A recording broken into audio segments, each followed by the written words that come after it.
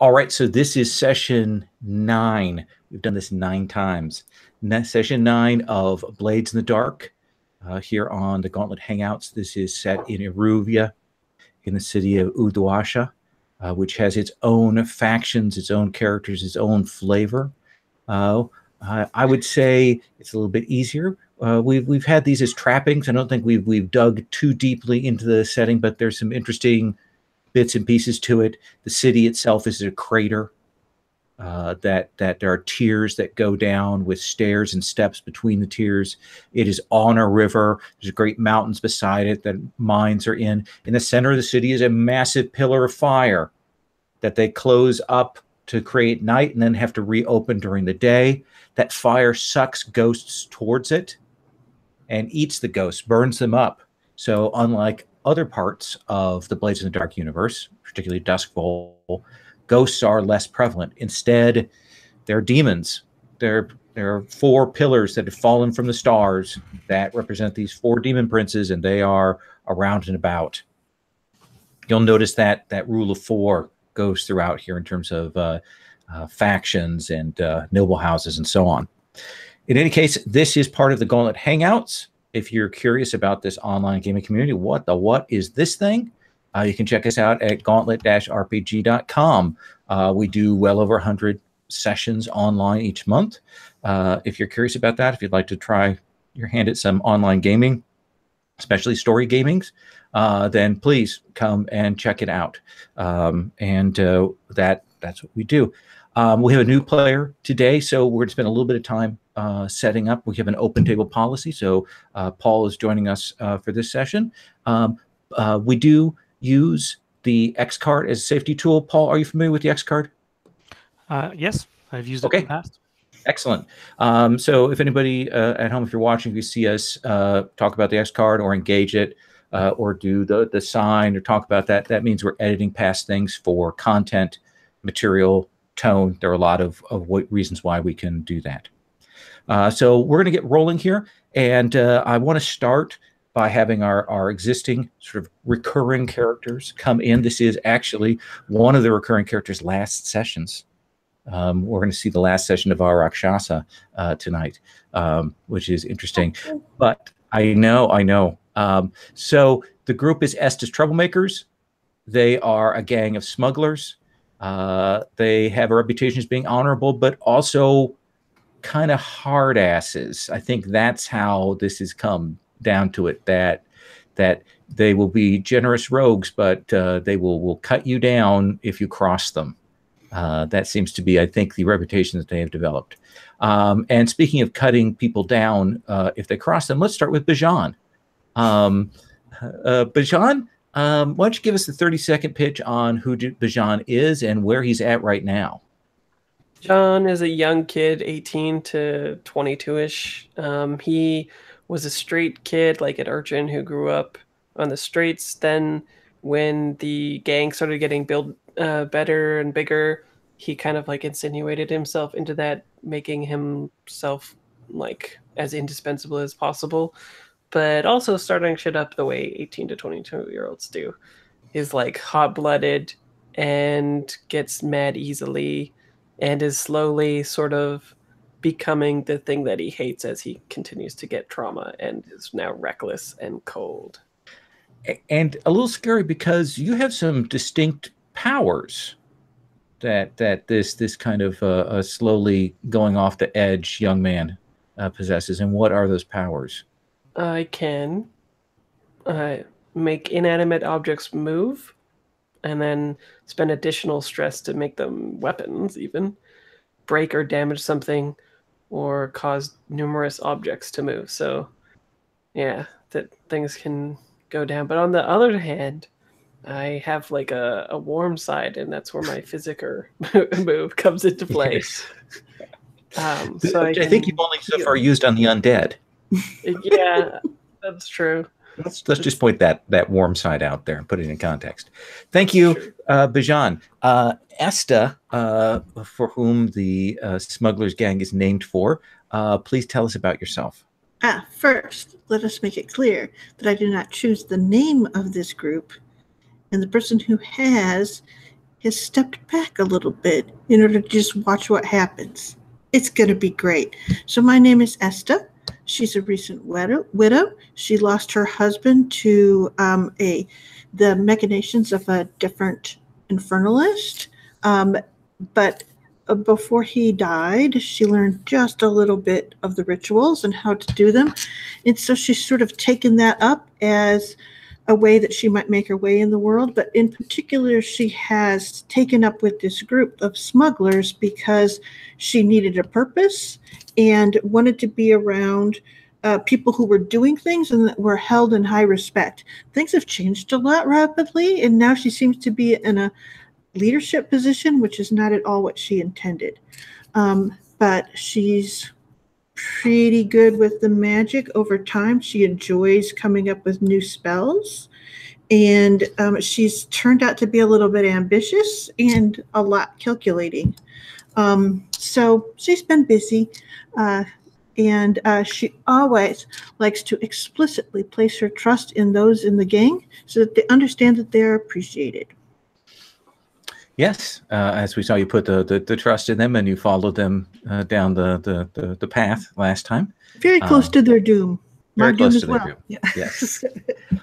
So that brings us to Halal, our Rakshasa. Tyler, please tell us about Halal.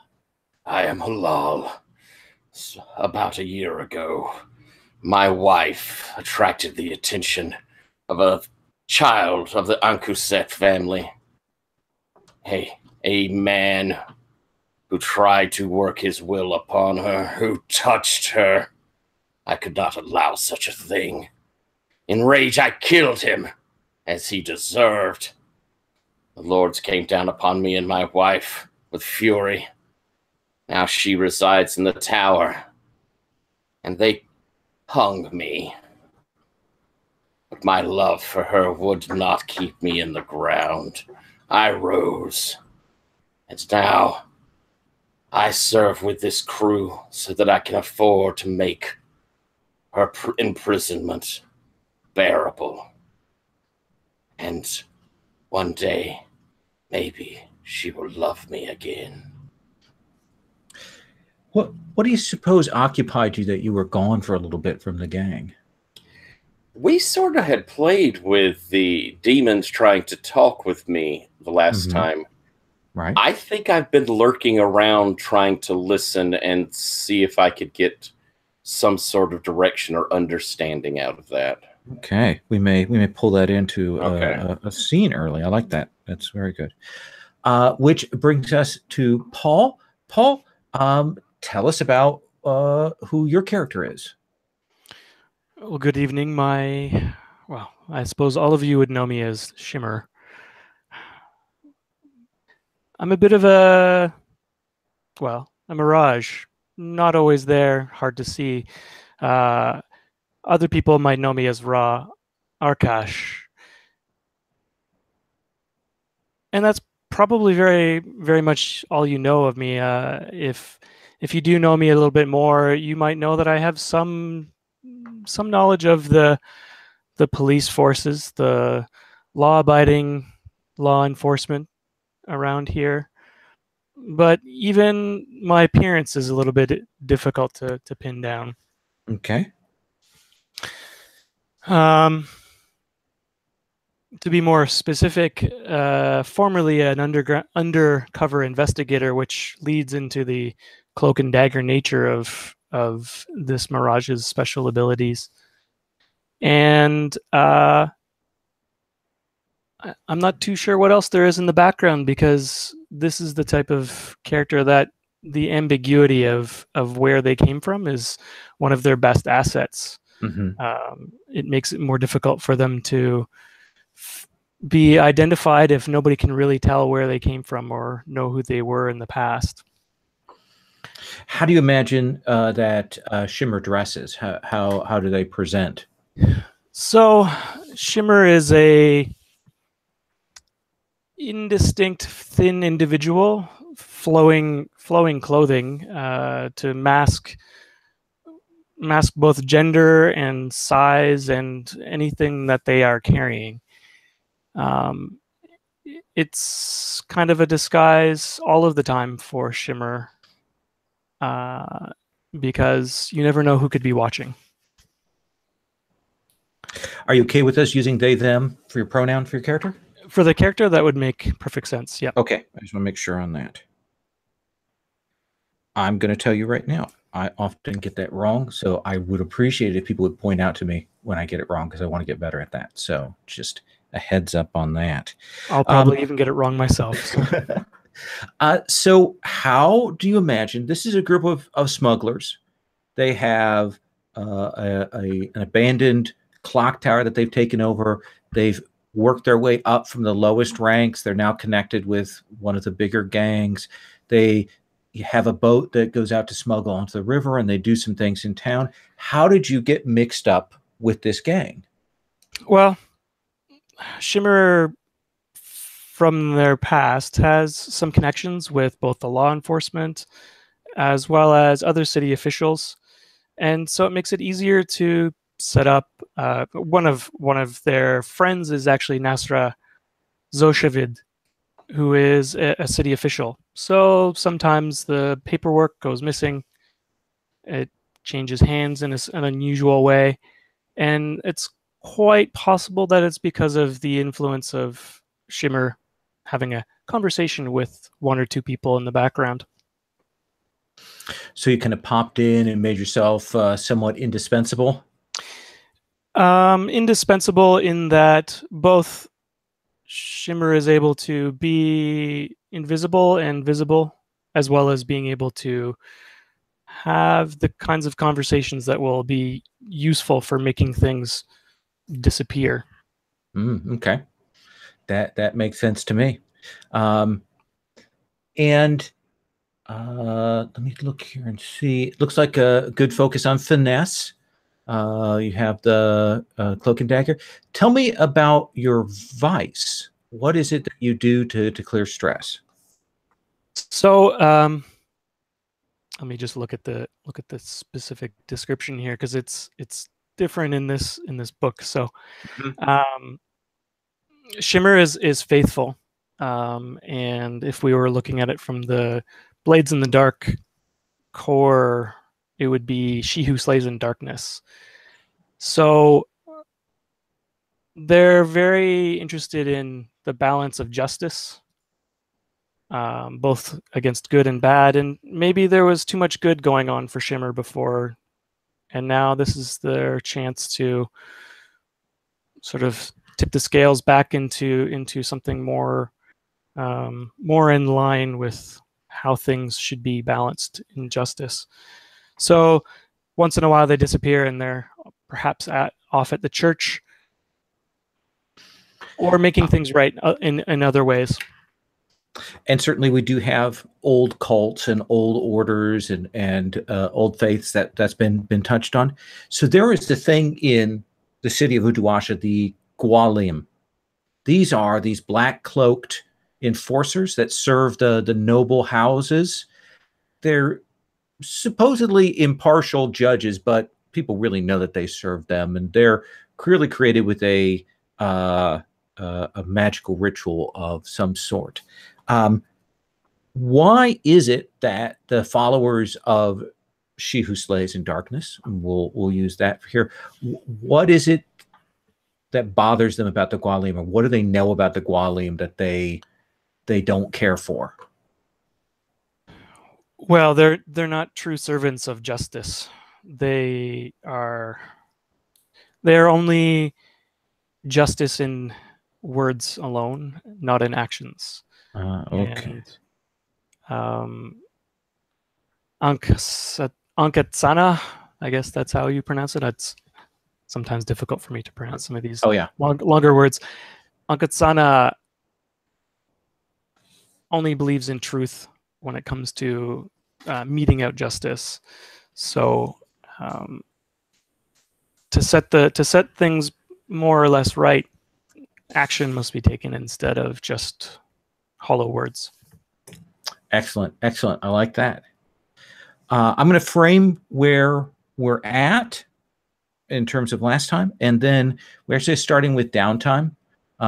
which means you get some free downtime in this session. Also, because you're coming in late, you get essentially for Shimmer, you can have 2 more things. You can get another dot in one of your abilities, or a new special ability. You can get 2 of those. So that's essentially coming in late. You get 2 freebies on top of whatever the system gives you. And when we go through the downtime actions, you can take choices there. So Sherry, Esta, let's start with you on downtime. Yes. What is it that you wish to do for your downtime actions? Do you need to indulge your vice? Holy smokes, yes. So. And again, this is you going and applying and getting access to various different paintings and works of art. Yes. Okay. And yes. And essentially, my hope is that I will be able to see. There's one of the galleries is putting together a selection of the paintings with all of the modern shades of blue, essentially from the last decade. Mm-hmm. Go and see them side by side and the differences that have gone on. Plus, they're serving a blue tea, which sounds very interesting to me. And isn't it isn't there a real struggle right now between the painting houses? You established that over this new vibrant blue paint that was discovered? And no one's sure whether it's going to be on display. Okay. Let's have you roll to indulge your vice. Okay. And is there a particular thing that I clicked? There is an indulge vice. Oh, there it is. I on your see sheet. It was okay. I got it. Here we go. What happened? It looks like you will clear 5 stress. That is very helpful to me. Thank you very much. It was a lovely show. And there wasn't a painting with the new blue, but it's what they put in the tea. Oh, interesting. We'll probably all die. Fair enough. Mercury, So arsenic. Bijan, what you did last time, bringing down that on your enemy, that kind of cleared your stress, didn't it? Yes. You walked away fresh, colder, but fresher. So what is it that you want to do? I want to start work on getting that. I can't remember that person's name, but when we took over the previous holding, there was that guy who is dead, who is like, I think like the soul is not gone yet or something like that, right? And I have like a bottle. The corpulent guy? Yeah, and I have like a bottle of his soul or ectoplasm or stuff in it, right? Yes, you do. I want to start constructing him as a puppet for us, basically, because we had decided that it was only going to last so long, right? Like people eventually will need to see this person, or they'll never believe that he is just a recluse. Okay, let's make that a project. Yeah, I think. Let's get the whole sort of putting this together. Let's make this 8 sections. I think that makes sense, just because of the game length and so on. Right. So what do you want to roll with? Is this Tinker? I think it's... Yeah, I think initially, though, to start out with, because I won't be able to finish it all in one go. I think the first thing I'll need to do is study the ectoplasm and stuff like that. And I'm not that great at it, but I think it makes sense. And it gives me an excuse to push myself, which I dearly need. So you're going to push yourself and take stress. Interesting. Yes. I see the plan. Yeah. 3. Just one so more. A 3 on a long-term project is only 1 segment. So you've got that set up there for you. Unless you want to spend a coin. Oh, no, not in this case. Okay. Yeah, it's not effective to do it there. Yeah.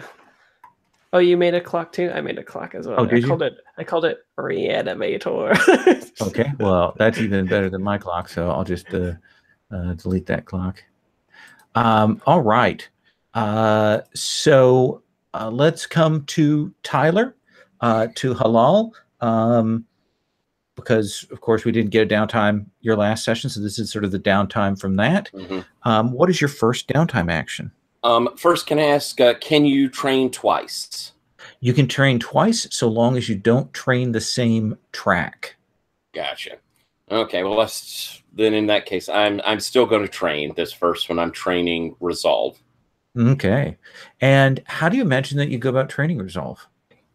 Since I'm kind of wanting to get an attune, I think it has to do with me prowling around listening to those at the demon shrines, at the big pillars. Absolutely. Is trying to do that. Even though you know you're being pursued by some people associated with that kind of stuff. I do, but I need to know more about it. Fair enough. So let's come to a Shimmer. Shimmer, in downtime, you've got a number of possibilities. Acquiring an asset for the group, starting a long-term project of some kind, building something, doing something. You don't have to recover. You don't have to indulge your vice. You could reduce the group's heat, or you can train. Let's pull up in the smuggler's sheet here. The heat is 4. Heat is at 4 already. Or I could train. If you train in prowess, you actually get 2 dots. Yeah, I feel like that might actually be one of the better things, especially for this playbook. Okay. But I'm actually just gonna put it to the rest of the group, because our heat doesn't seem to be particularly high, but at the same time, I'm not really too sure where we fit in when it comes to the rest of the city itself, and it's harder for me to know because I, as a player, don't really know the greater context, and maybe it's better if we bring our heat down. So, Esta, would it be advantageous for us to bring our heat down? As I understand it, the higher we let it get, the harder it is to take it down. So we always try to bring our heat down, but we always get horrible scores at it. So if you could turn, that tradition around on its head, it would be much appreciated. Well, perhaps then reducing our heat would be. I can try to bring our luck around with reducing our heat. So how would I do that? So tell me how you would go about doing it. The book gives a number of examples, like going and strong-arming people so they don't testify, or spreading rumors, or pinning the blame on someone else, or bribing officials, or all different kinds of ways you could go about doing that, and then we can figure out what ability we'll roll with it. Okay. Well, with Shimmer's background related to law enforcement in the first place, maybe just having a few conversations with some people that they might have known in their past would be of benefit. But I don't have any friends specifically that I can lean on or talk to. Well, you have the city official that's your friend, right? That's true. Perhaps just making a few pieces of paper change or disappear would be useful. A conversation with Nasra might be in order.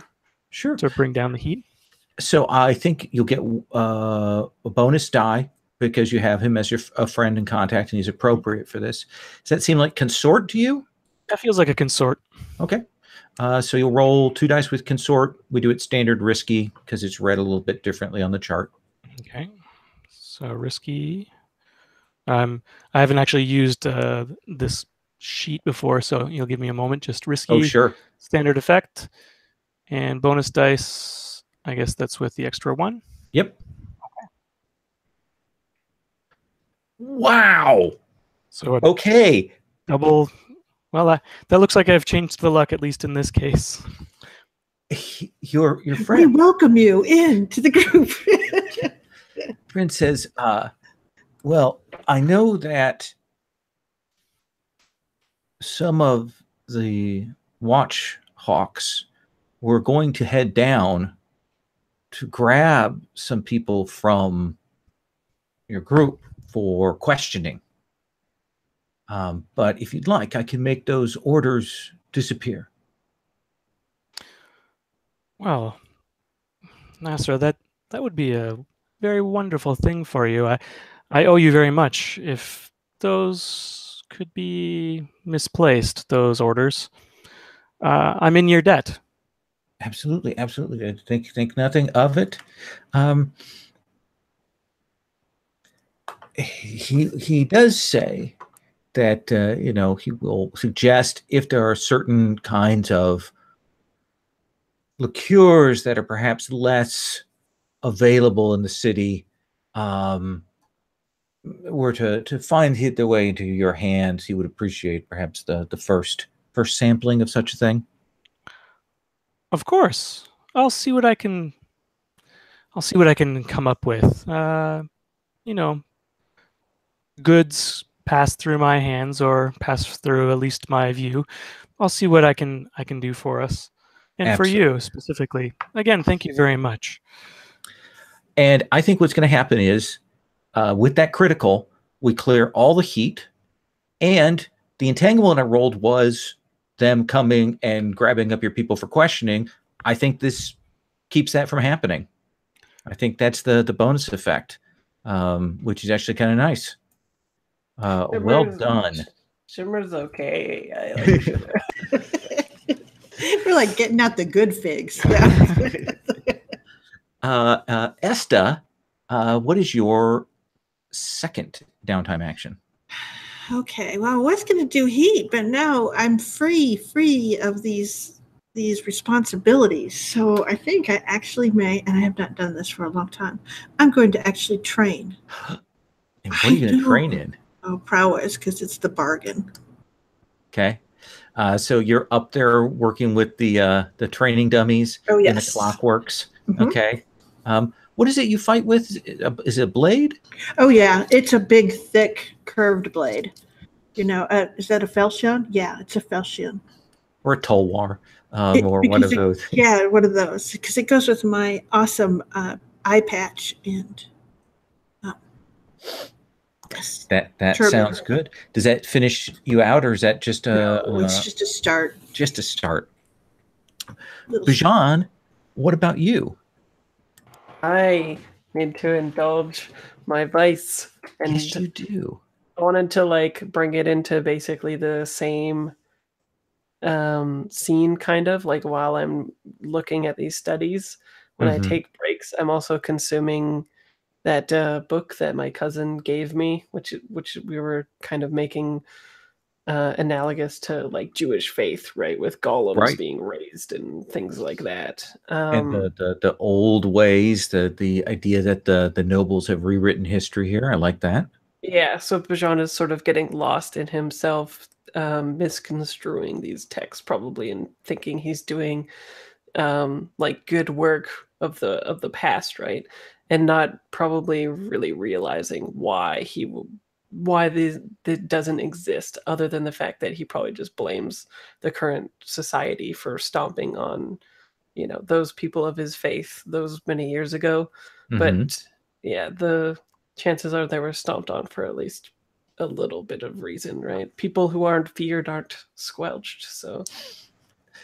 So let's have you roll your indulge vice. Okie dokie. Let's do it, Bijan. We can do it. 3. Oh, I did overindulge. So you did overindulge. Well, the good news is you're going to get an XP at the end of the session, right? That's true. That's good news. So you've got some choices. You could attract trouble, in which case we select or roll another entanglement. You could draw some heat, draw some attention. You could vanish for a couple weeks, in which case we'd have you take a new character up. Your cousin could become irritated with you and take the book away. Or you could just hand that to me. And nothing bad will happen to you right now. Yeah, that's what a kind GM. I like the idea though of I like two ideas actually. I like Okay. my cousin barging in and seeing what I'm doing and being like, "What?" But I also really like attracting attention from doing this because I'm practicing, the ancient ways of things. So, um, Which one do you want to do? Something that hurts you or something that hurts the group? yeah. Well, so is the option the last option? You just choose one of those unbeknownst to me. No, it's something else. I like that. Then let's do that. All right, then. Then as you are doing that, as you are reading through that book, as you are indulging, you will realize that someone has entered into the household, has entered in and walks very calmly through and walks to where you're at and opens the door. I mean, you hear the footsteps coming and it's almost dreamlike when they come in. Like normally you would have been up and reacting and, defensive posture, but you'll see this figure, an older gentleman, and I have a picture of him, which I will share with you. Let me grab that up. Make sure, where is he here? So I'm showing that to you on Roll20, and if you can see him.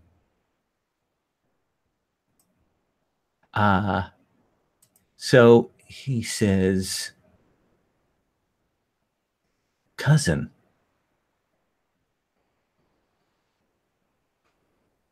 I see that you are learning the deeper secrets of our faith and that you have been driven to this by our family." Do I know the person? No. Oh, okay. You do not know me. My name is Demir. I share your gifts. I could feel it when you began to look into these texts as I did in days past. I see. And what is it that you want from me exactly, Demir? The path that you're on is a dangerous one, is a difficult one. And you need a guide to help you. I want to be that guide. If you know our ways, why would you need to guide me? Because it is our duty to pass this on. You and I are some of the few that possess this talent, that have a deeper knowledge, have not wiped away the details of our past like the rest of our family has. You understand the importance of it. And to know that there is someone else out there like me does my heart good. And at a player level, I look at the 1 pie increase that I have. And then at a player level, I'm like, I shake his hand. Good. I will speak with you again. When you need help, come to me. I will do so. Not many know what it's like to be alone on this path, so I am glad that I have found at least one other. I am glad that I have found a true cousin. And we'll cut from that over to you, Halal.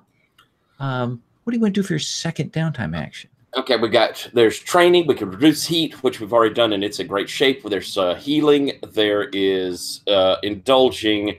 Is there something else I'm forgetting? Long-term project. You could also create an asset, like a special item or a gang. I think I'm going to indulge then. Get this last 3 off. So, I'm sorry. I'm going to indulge. Okay. Gonna get those last 3 off of there. Let's see how that works for you. Yeah. No bonus dice. 4. I 4. overindulged. So you overindulge. So much like Frasier, you also have a choice here. Would you like to attract trouble, in which we give you another entanglement, brag to create heat, your character goes missing for a few weeks, or your purveyor cuts you off?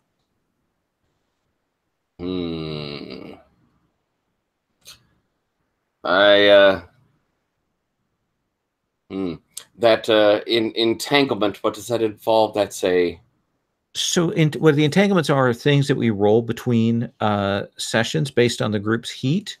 And in the case of this, let me find the little entanglement page here, which is, of course, in a different section than that. Like plans, flashbacks, teamwork. Okay. I like this game. Sometimes it's hard to find things in it. So, for example, there's gang trouble, the usual suspects where people get picked up for questioning, the rivals kind of doing things, or essentially you're the gang that you kind of owe coming and asking you for a favor. I gotcha. I'd sort of thought if I overindulged, it would cause enough of a stink that death cult would know that my wife is up there. Can you think of a way that plays into one of these? Oh, absolutely. Absolutely. I think certainly the easiest way is that when you go the next time to the prison, your friend is gone. Your jailer is gone. There are new people there. Excellent. And you don't know where he is, but you have the sense that something has changed here. And when you go up to the windows, because you climb up sometimes to look in, she's not in that cell anymore. They've moved her to somewhere within the tower. Yeah, that's the reaction I wanted. All right. Let's come to Ra, to Shimmer. What is your second downtime action? Good question. I think training would be the most likely thing. Let me just bring my character sheet again. Sure. In prowl would be, or prowess of some kind. Yeah.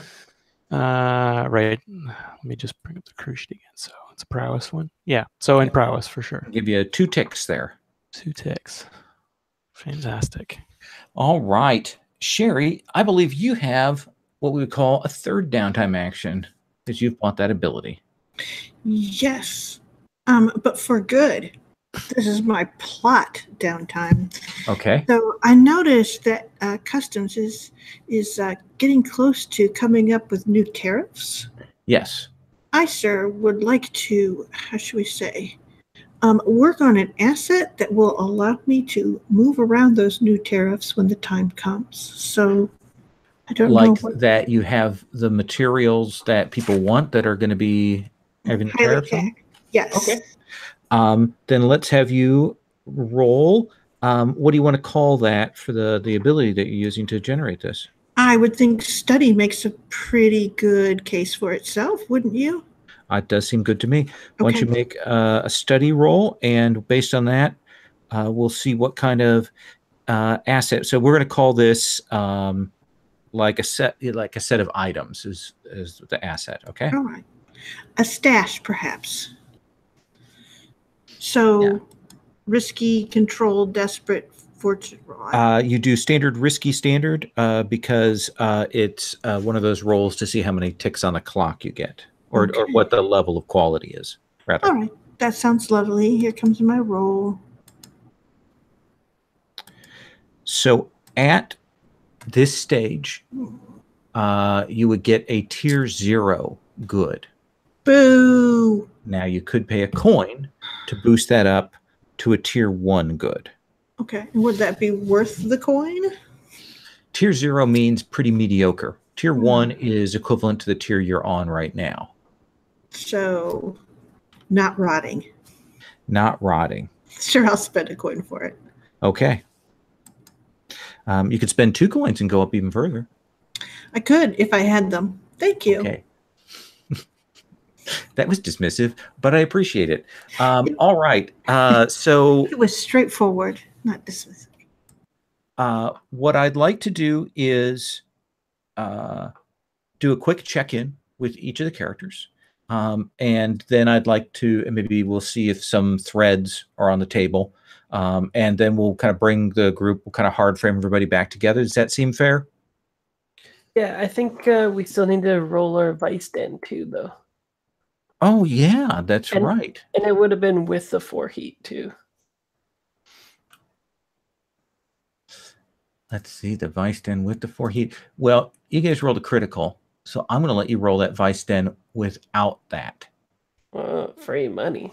That is free money. Look at that. So because you opened your trap, let's have you roll that then. Vice Den gives you your tier 1. So you roll a tier 1, just 1 die, and we see how many coin you get. Yep. Alrighty. It's like a fortune die. 5. That's a lot. You get 5 coins from the Vice Den. And again, this Vice Den, this is those rogue astrologers, that woman and her people, and they are writing out, non-standard, heretical, unorthodox astrological fortunes that are selling like hotcakes. Yeah. Next step is I think we should target the side business, and the side business is to make them tarot cards. We just mass print them to people. Absolutely.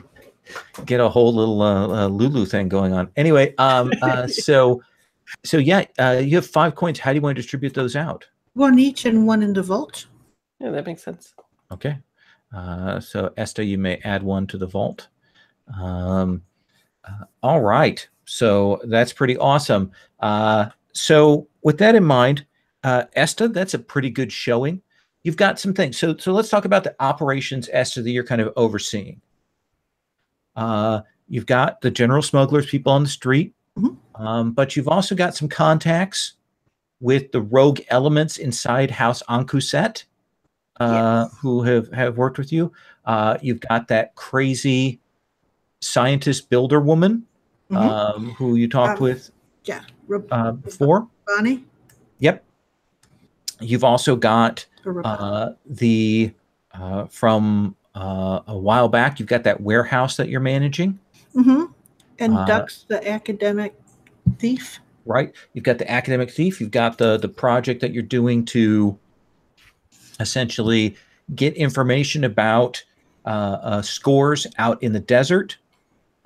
You've got the house that you have sort of taken over that has the butler and the dead fat man.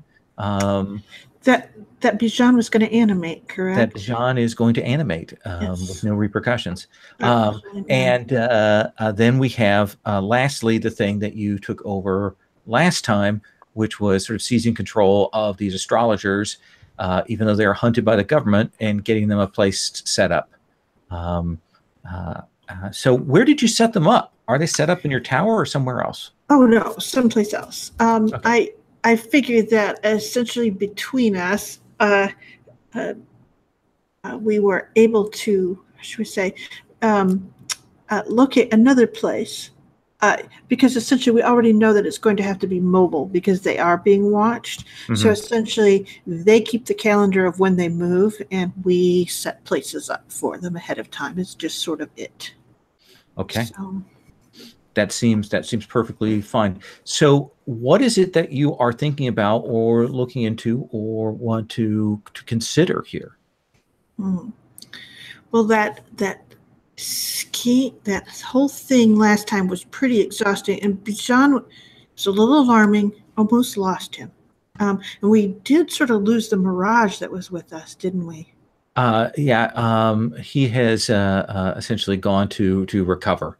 Okay, and then because that was his first time being in the thick of things. He had done some magic tricks and stuff for you guys before, but that was the first time he was in the middle of stuff, and he is kind of taking a few days off to rethink some life choices. Right. He did not turn out to have the coolest head that I've ever seen. Much like our Ankuset colleague, who pretty much pops in and then pops back out. Yeah, at least the Mad Bomber did not trauma out. Exactly. So that's good. All right. So I think that what we need to do is look at something that is perhaps a little bit more security minded, right? Okay. That will give our people a feeling that they have defense to be behind. So let's look at what our options are. So you certainly have some things on the Troublemakers sheet.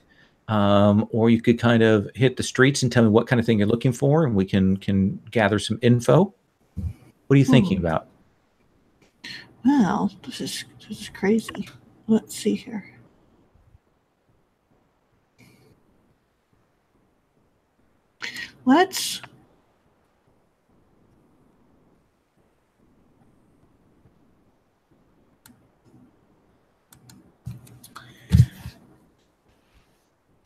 I almost think that we need to look for, how do you say, a going concern that could use another cash flow going to it.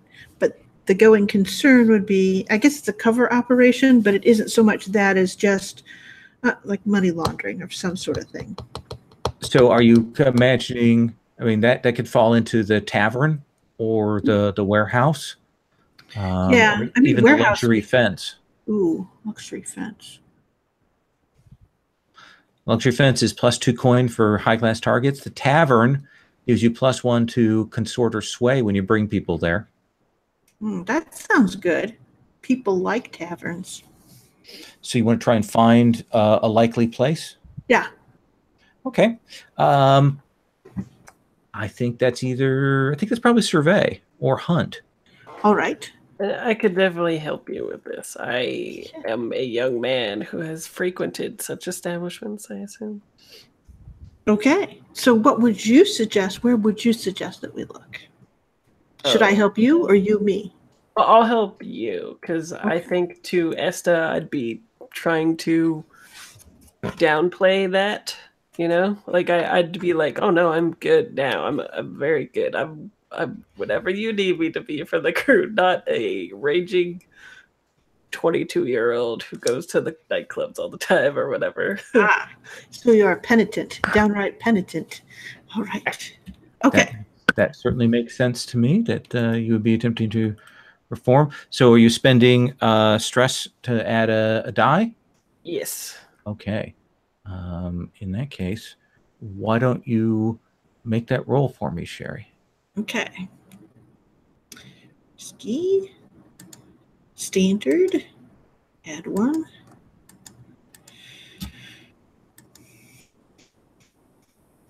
So what is... I helped. You did. Okay, so that's a 6. 6. Yeah. So let me give you... we're going to do this again, PPDA/gumshoe style. I'm going to give you some information. Okay. And then I'm going to let you ask 2 questions. All right. Or declare a thing? Or is that not here? Yeah. Okay. Yeah, we'll do it that way.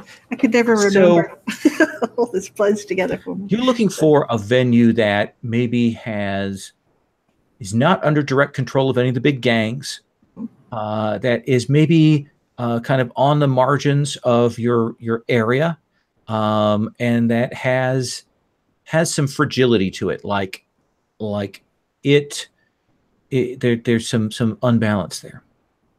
And you actually swing back to someone that you met much earlier in the campaign.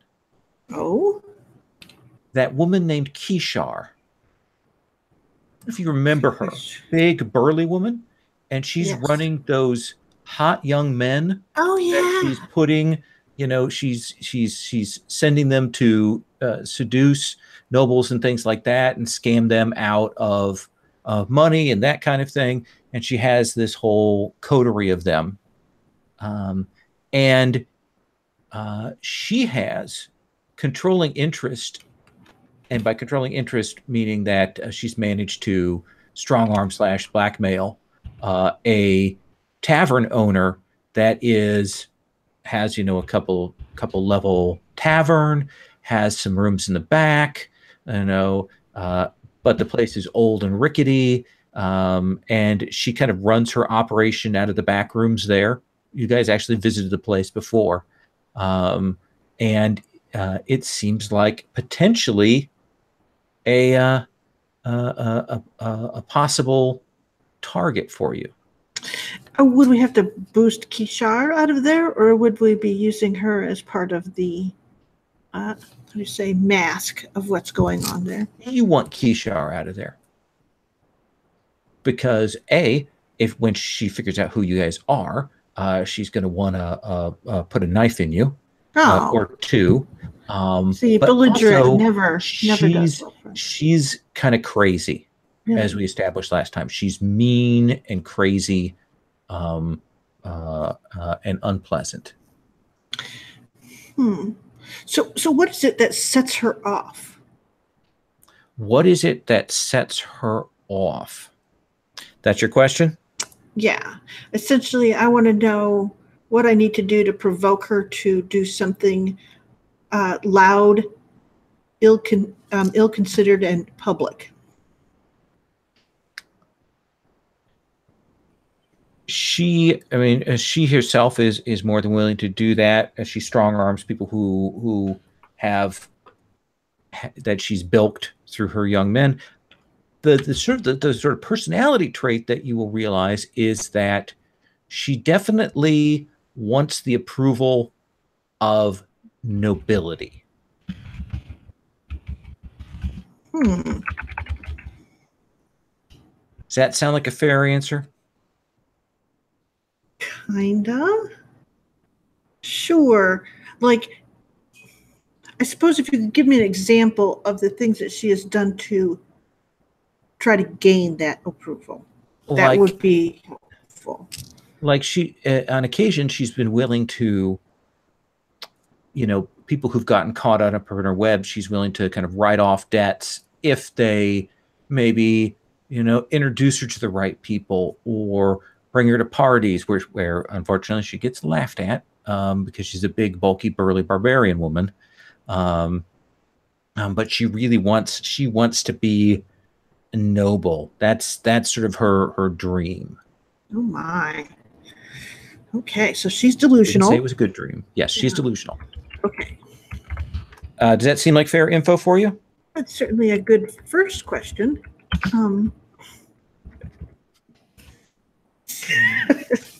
Go on.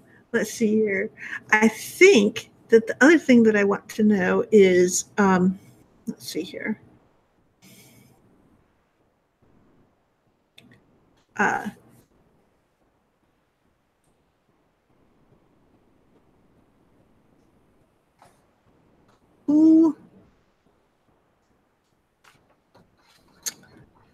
Who among her crew would be happy to be out of this situation? Essentially, it would be happy to set her up and then be free of it. Interesting. So you want to find a likely dupe there? Male or female?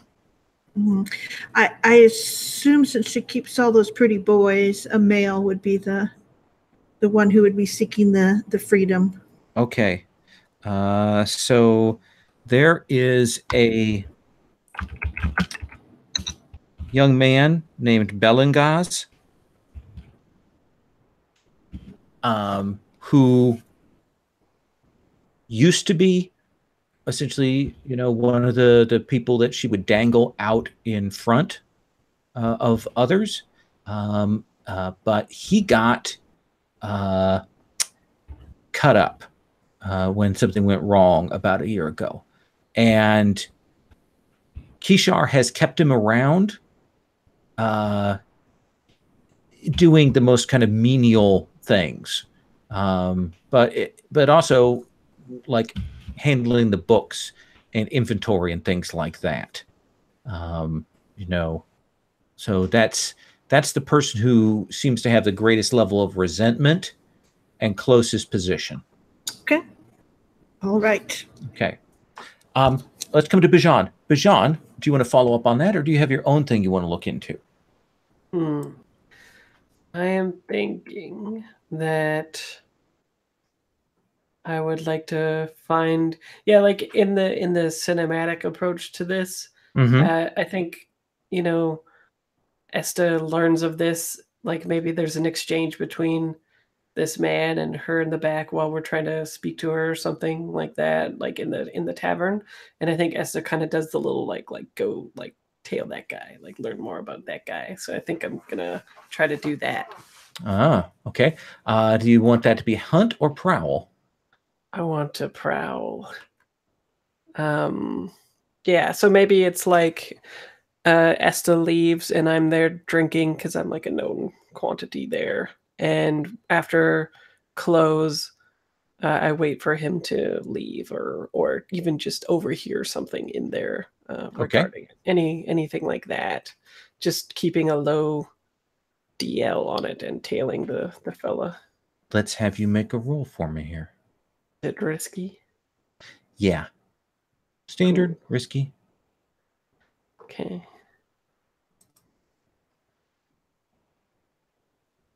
I got a 3. So, I think that you will follow him down. And you're excited because he's clearly going someplace like, maybe he shouldn't be because he's like clearly trying to lose any tails or things like that. And you will come in and follow him in, and he kind of sneaks into the building, and you'll follow him into there, and you will see him come in, and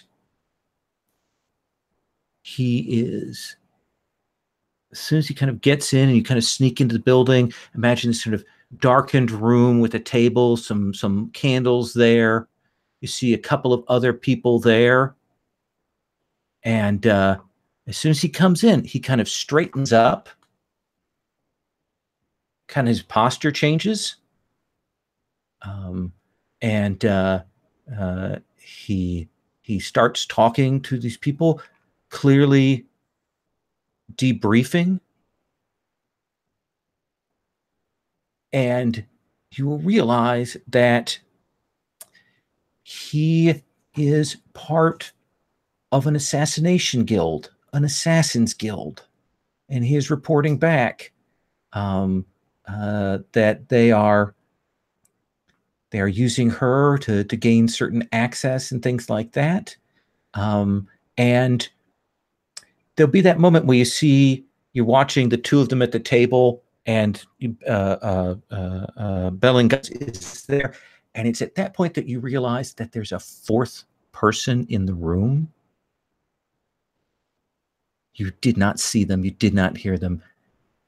And it looks like they may have spotted you. I like it. Would you like to resist that? Yeah, I think so.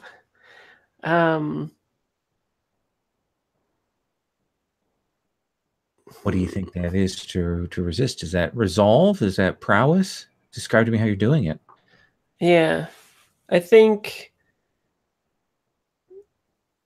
maybe I make like a sound, and that's what draws their ear. But I quickly like roll on the ground, like tumble a little bit, and then move to like a different window so that when they look out, it's just something like nothing's there, right? Sure. Go ahead and make your prowess roll. Boom. Look at that. No stress. So that fourth person comes forward, and you see him. He raises his hand up after the noise, and he moves around kind of looking, and eventually turns to the table and says, "I'm uneasy. Break the meeting up." And he looks at Benegaz. I don't know. If something about you. keep your ears out. Don't see you, but they're a little wary, and they do end the meeting early and split up to go their different ways. Can I try desperately to see who that fourth person is? Absolutely. Go ahead and make that roll for me. I think what it looks like is ooh, I know, maybe I have like a mirror or something on me, and as he's trying to break it up, we see like on the movie or the TV show me trying to move it up close to the window so that I could catch the reflection of the person. Absolutely. Go ahead and make that roll for me. Which I think is, I don't know, finesse or hunt? I think finesse. Yeah, finesse. Cool. And is that desperate then? Oh, yeah. Desperate, limited. Okay. I'll push myself to get standard effect then. Please do. Okay. And do you have a devil's bargain for me, actually, instead of that? Well, I think that the devil's bargain is that if you fail this, that person is going to see you full on and know exactly who you are and who you're associated with. I think I'll just push myself. Oh, are you? Okay, fair enough. Yeah. Oh, dang it. It's not the best. So, I'm going to come back to you on that. Okay. All right. Let's come over to Halal. Halal, that death cult is looking for you. I am looking for that death cult and my wife. Your wife is still in the tower. She is still hidden away, but you have the sense that your enemy is using this as a way of aggravating you, of drawing you out, of wanting you to act recklessly.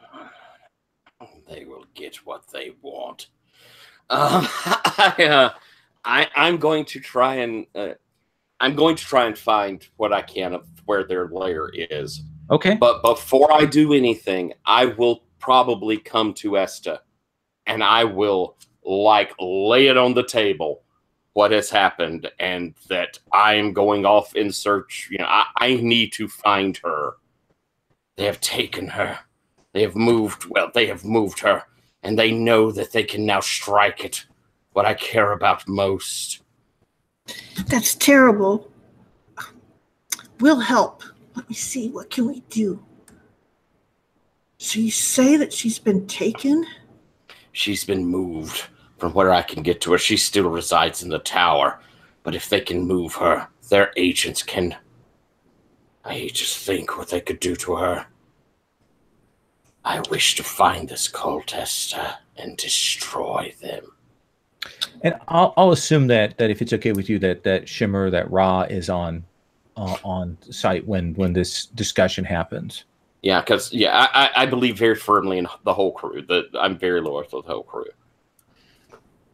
All right. I think that she goes, well, you are very hard to see, and she sort of turns to Shimmer, and you as well.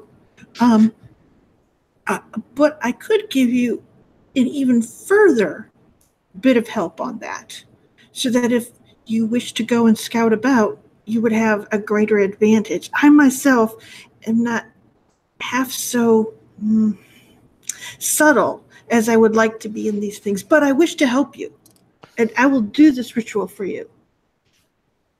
Thank you, Esta. You have been very kind to me. You have been very good to us as well, and your jackal puppy as well. And Lucky likes you. Awesome. Who can argue with Lucky? Right? The jackal and the dog are kind of sleeping next to each other. Yeah.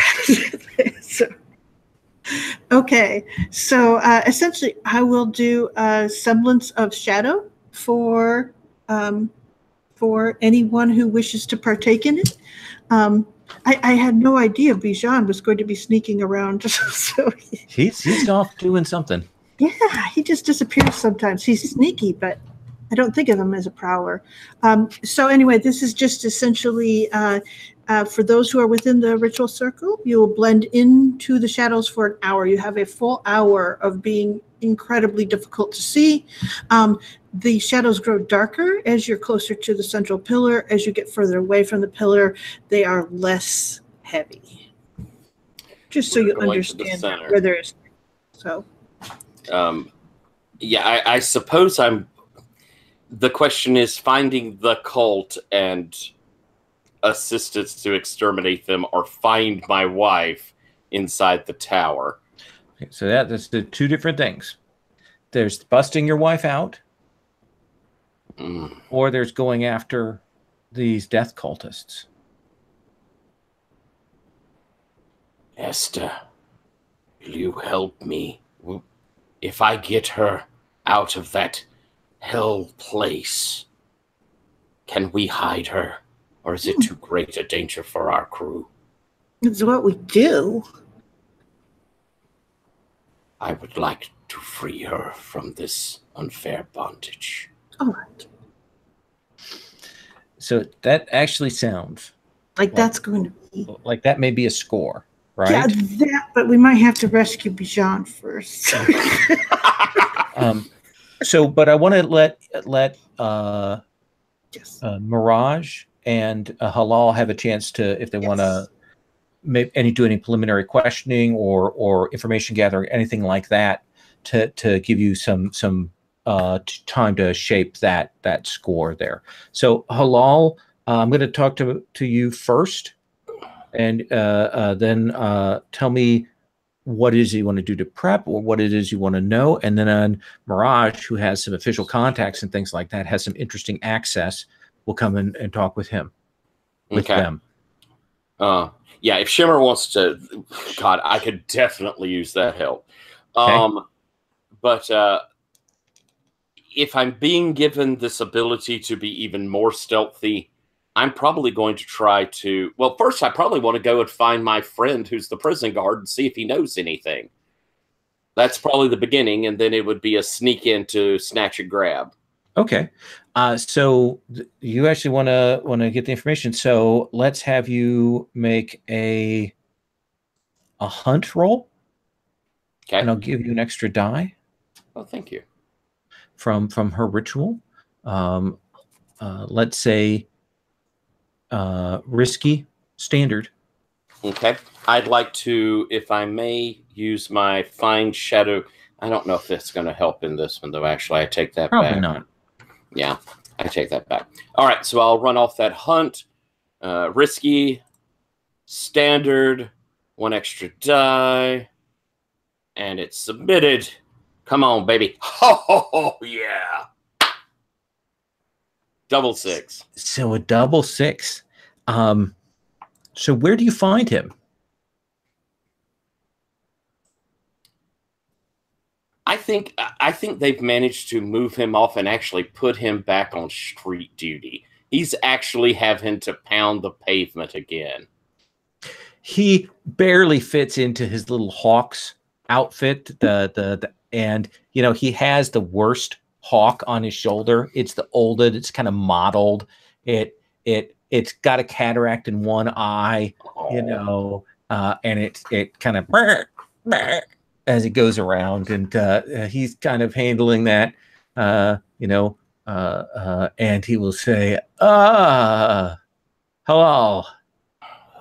Banaz, I am sorry for your difficulties. Certainly, it can all be pinned to you, since it was your name that they spoke when they busted me down to patrolman. I will try to make it up to you. I hope that this will provide some comfort. And I'll go ahead and I'll take a coin off. I'll hand him a full coin. He says, that will end the knowledge that you will get back at them? I certainly will. Where have they put my wife? That I do not know. Do you have friends who might tell you? I need her location, Banaz. He kind of stretches, and something drops to the ground. He says, there's nothing that I can do to help you. I wish that I could. Only fate can assist you now. I understand, my friend. And pat him on the back as he continues his rounds and swoop up the thing he dropped underneath my cloak. And you will see, kind of open it up, and it is a hand-sketched outline of the layout of the prison, the various levels. Some indications, some markers, no indication about where your wife is at, but certainly plans for the building, for the tower. Yes, serve me well.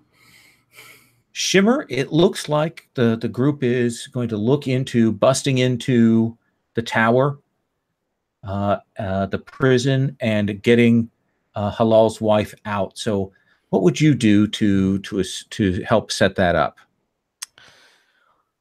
Well,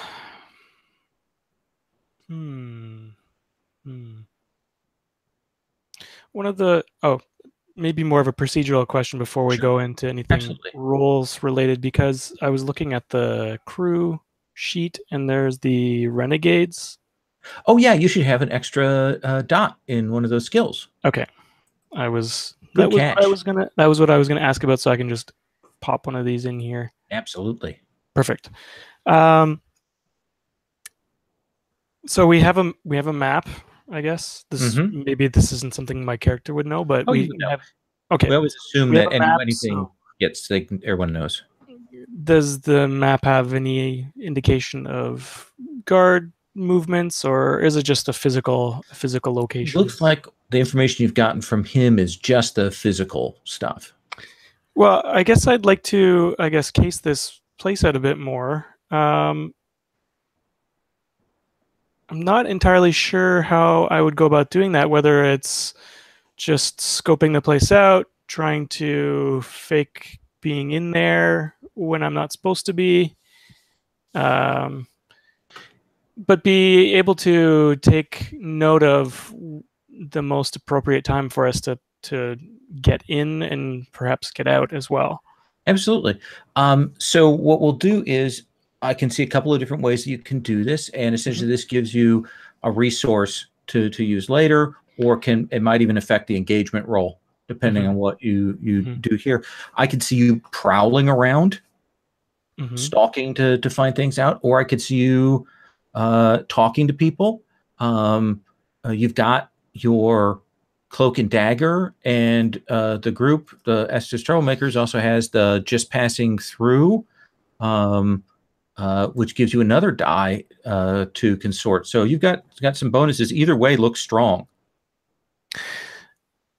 Right. So I think maybe the best course of action would be to tap into my connections that I might know through consort. Okay. Whether or not they truly remember me or not is not super relevant, but I know how to talk the talk when it comes to jailers and galers and those types. Sure. So this seems risky, and it seems to me your ability, your cloak and dagger, and the Estes ability, the passing through, those are 2 bonus dice you'll get on top of your consort. Okay. And if you want, you can push yourself. Is there some kind of devil's bargain here? I will certainly offer you a devil's bargain in that if you fail, I'll give you an extra die, but if you fail, someone is going to recognize that someone of skill is casing the area, that there's some supernatural surveillance here. Okay. So that's 4 dice. I mean, there's almost no chance you could fail once you're rolling 4 dice, right? Right. What's the worst that could happen? If that's just with a standard effect? Yep. Okay. Well, I think I'm interested to see what might happen if somebody notices that I'm casing this place out, regardless of the increased position that we may end up in with the information. So sure, I'm going to take the devil's bargain as well. So that's cloak and dagger +1, the just passing through +1. And the Devil's And Bargain. So Devil's Bargain, so plus 4 3. dice. Yeah, 4 dice total.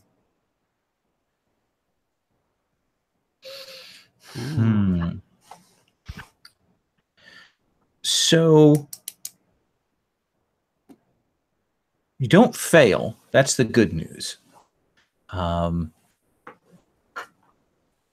But you will get up into there to kind of try and what is the cover story that lets you get into to look around?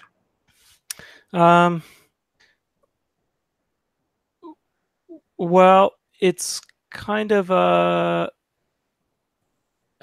how can I describe it here? I was thinking that it's like, oh, there's somebody in here that owes me a debt, and I wanted to see if I could find them and collect this debt from them in some form. And if you this perhaps jailer at the front or wherever I actually am stopped, if you could help me with this, maybe I could make it worth your while. But it's only if I'm able to find this person. Then I think you'll be able to get in. You'll be able to read the guard patterns. They walk you through. They get to see. Definitely have the sense that there's been a changing of the guard. These guards are clearly maybe not used to this place. But you'll definitely get a read on that. Like you'll get a sense of where the positions are, what the kind of the routes are, and things like that. But at some point, you will also feel like something land on you. And you got to go to brush it off like maybe it was a bug or something. And you realize it's not there, but you can feel it. And you have a sense that it's something unnatural has been dropped on you, a tag or something. Do you want to resist that?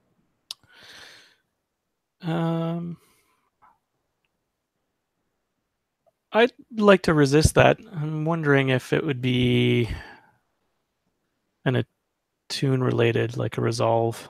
Yeah, resolve sounds good. Okay. Oof. Oof. So that's 4 stress. So what is it that you have to do to get this sort of tracking scarab to not land on you? Well, Shimmer is accustomed to dealing with the otherworldly things that are magical around here and has to dig deep into their well of understanding to remember the words, the incantations, to discard those that would be watching when watching is undesirable. Mutters a few words and brushes, but it's like by chanting the words and pulling it off, it actually pulls a tiny bit of the soul while it's doing so. Nice. So it will yank away, and you will make your way out knowing a little more. I mean, hints that there's something. This is definitely a setup. There's definitely something supernatural here, but with more information about the guards. Does that seem fair? It seems good. So before we go to break, I need to ask Fraser a question. Yes. So this guy is on you. You don't know how he moved that fast. You don't see his face. But 2 things happen. One is he sees exactly who you are, knows who you are, sees you and marks you. And the other is that he slices your ear off. I like to resist the consequence. Which one of those do you want to resist? I would like an ear still. Okay. And I think I'm just doing the the Naruto maneuver where I'm just like throwing up the blade real quick, right? Let's have you make that roll to resist. Sweet. So 1 stress. That's just one stress. Bajan, I mean, and you can feel it. His hand is strong. He is cloaked in darkness. He would have taken your ear off. And he says, "Oh, you want to Estes children?" I am no one's child these days. Oh, I like killing orphans. Who are you? And he is gone. Yeah. Well, that's what happens when you fuck with Batman people. And we're going to take our 5-minute break. And when we come back, we will talk about the score.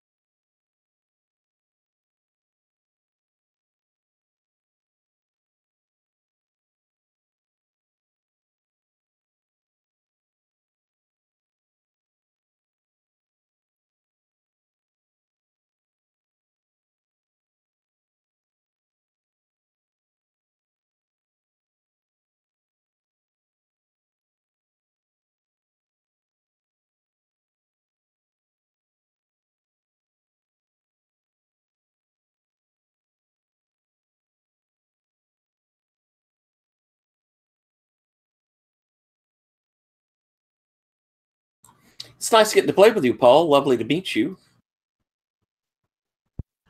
Oh, this is a really great experience. I'm enjoying this a great deal. It's the second time I've played Blades, and now it's the second time that I've really enjoyed playing this game itself. So. This I played 3. This is my 4th playing Blades with Lowell, and which is the first time I played. It's a neat system. It's very interesting.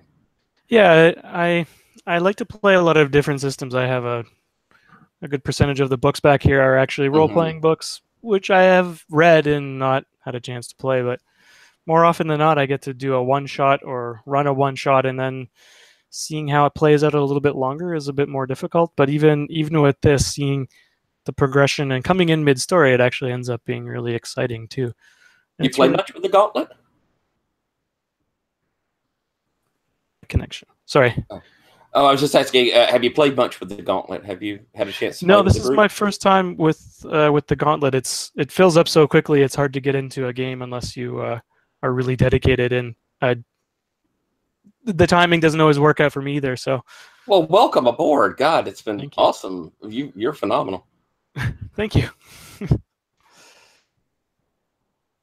I remembered, Tyler, what that board game was.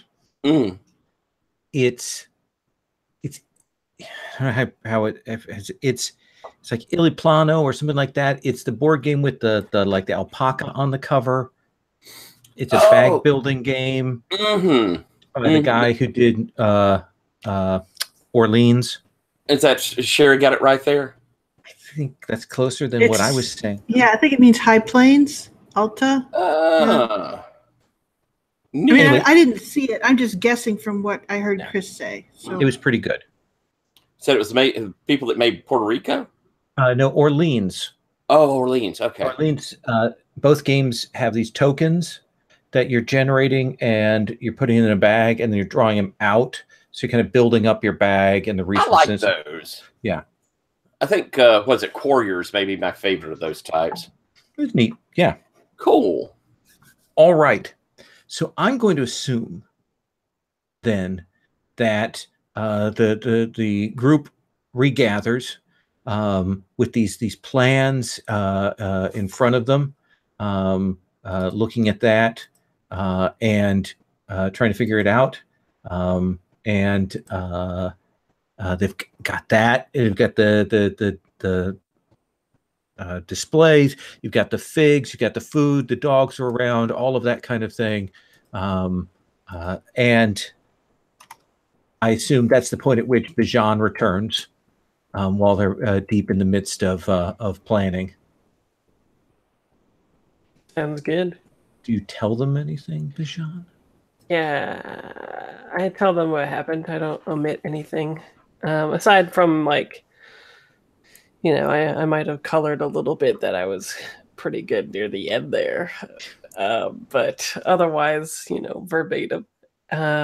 Unfortunately, I wasn't able to get the identity of this individual, but we are... But he did get yours.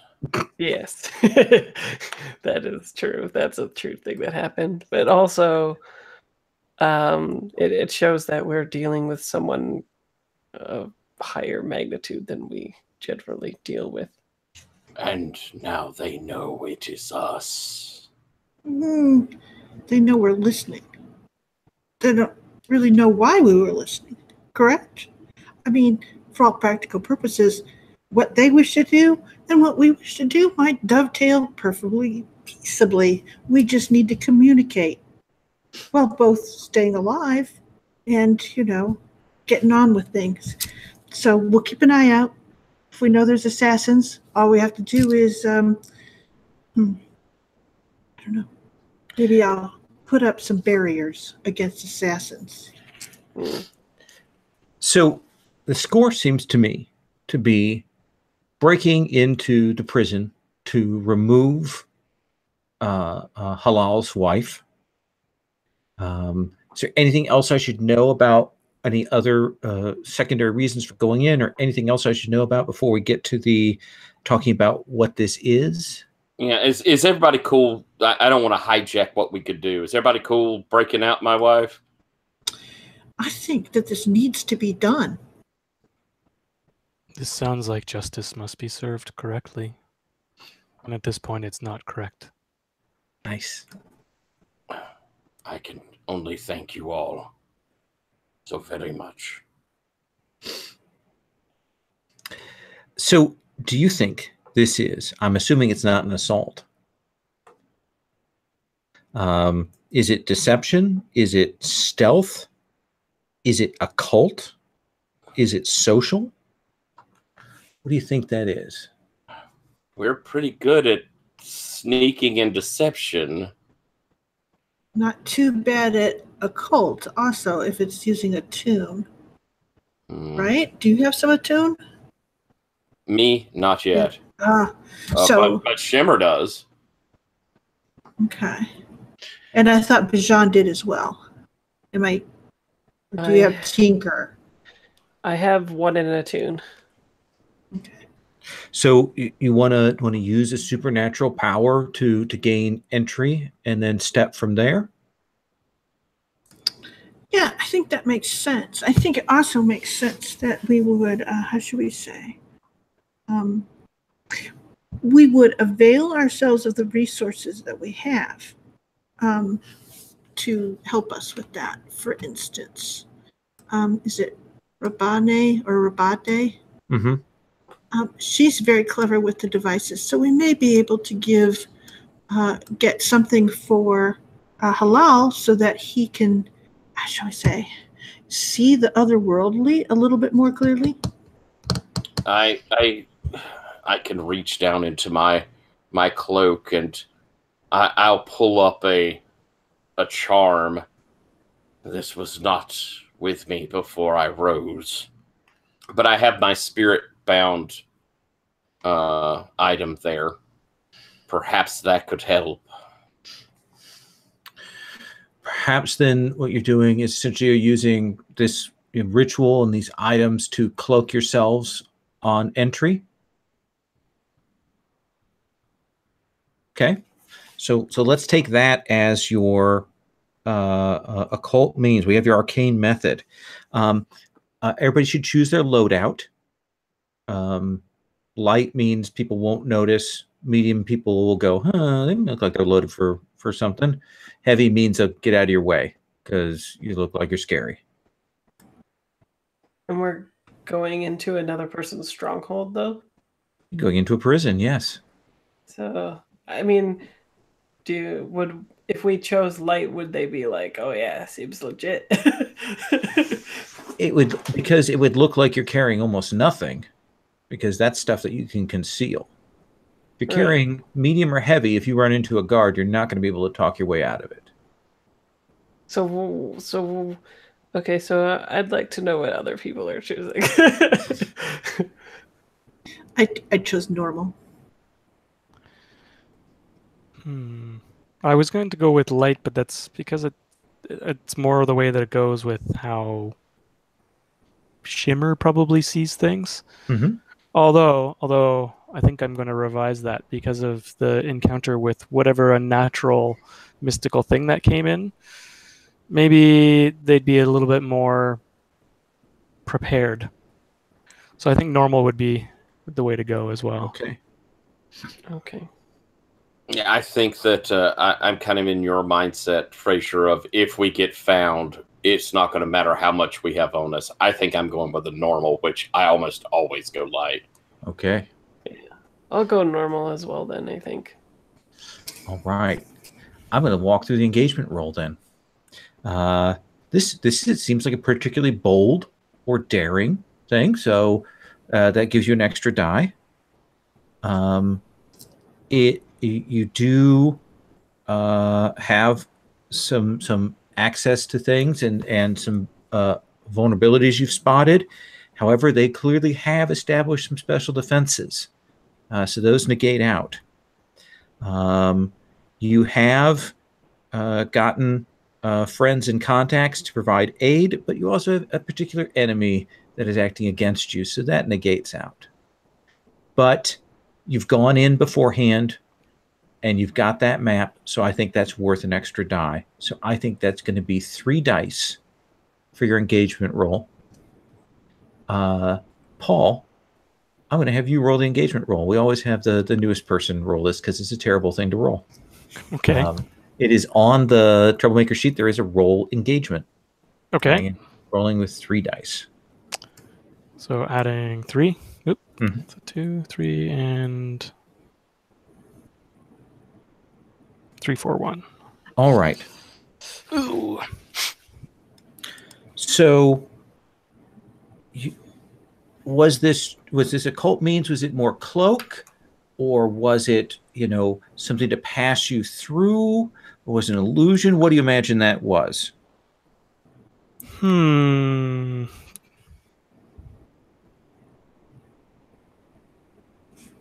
guess I'm leading this. How would this be? Knowing a bit more about where we were coming in and the layout of the place, it's almost like we were. Yeah, it's an illusion that we Okay. were maybe less than we were perceived to be going through the door. So maybe only one person was visible and somehow the rest were obscured, but not invisible, but just harder to see. That maybe some people saw some after images, but the lights flicker here. It's mostly firelight, so difficult to see. Mhm. And you have made your way into the prison. Still not sure exactly where Halal's wife. What is Halal? What is your wife's name again? Frasier.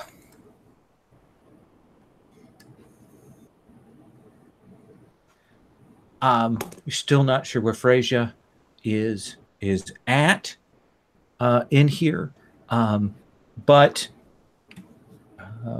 when you're crossing upstairs, and the tower is, keep in mind, very close to the center. The tower itself is a tall building, and it actually overlooks the Great Fire in the center. So there's always strange feelings here. But you are coming up a set of stairs when you will feel the atmosphere change. And you have a sense that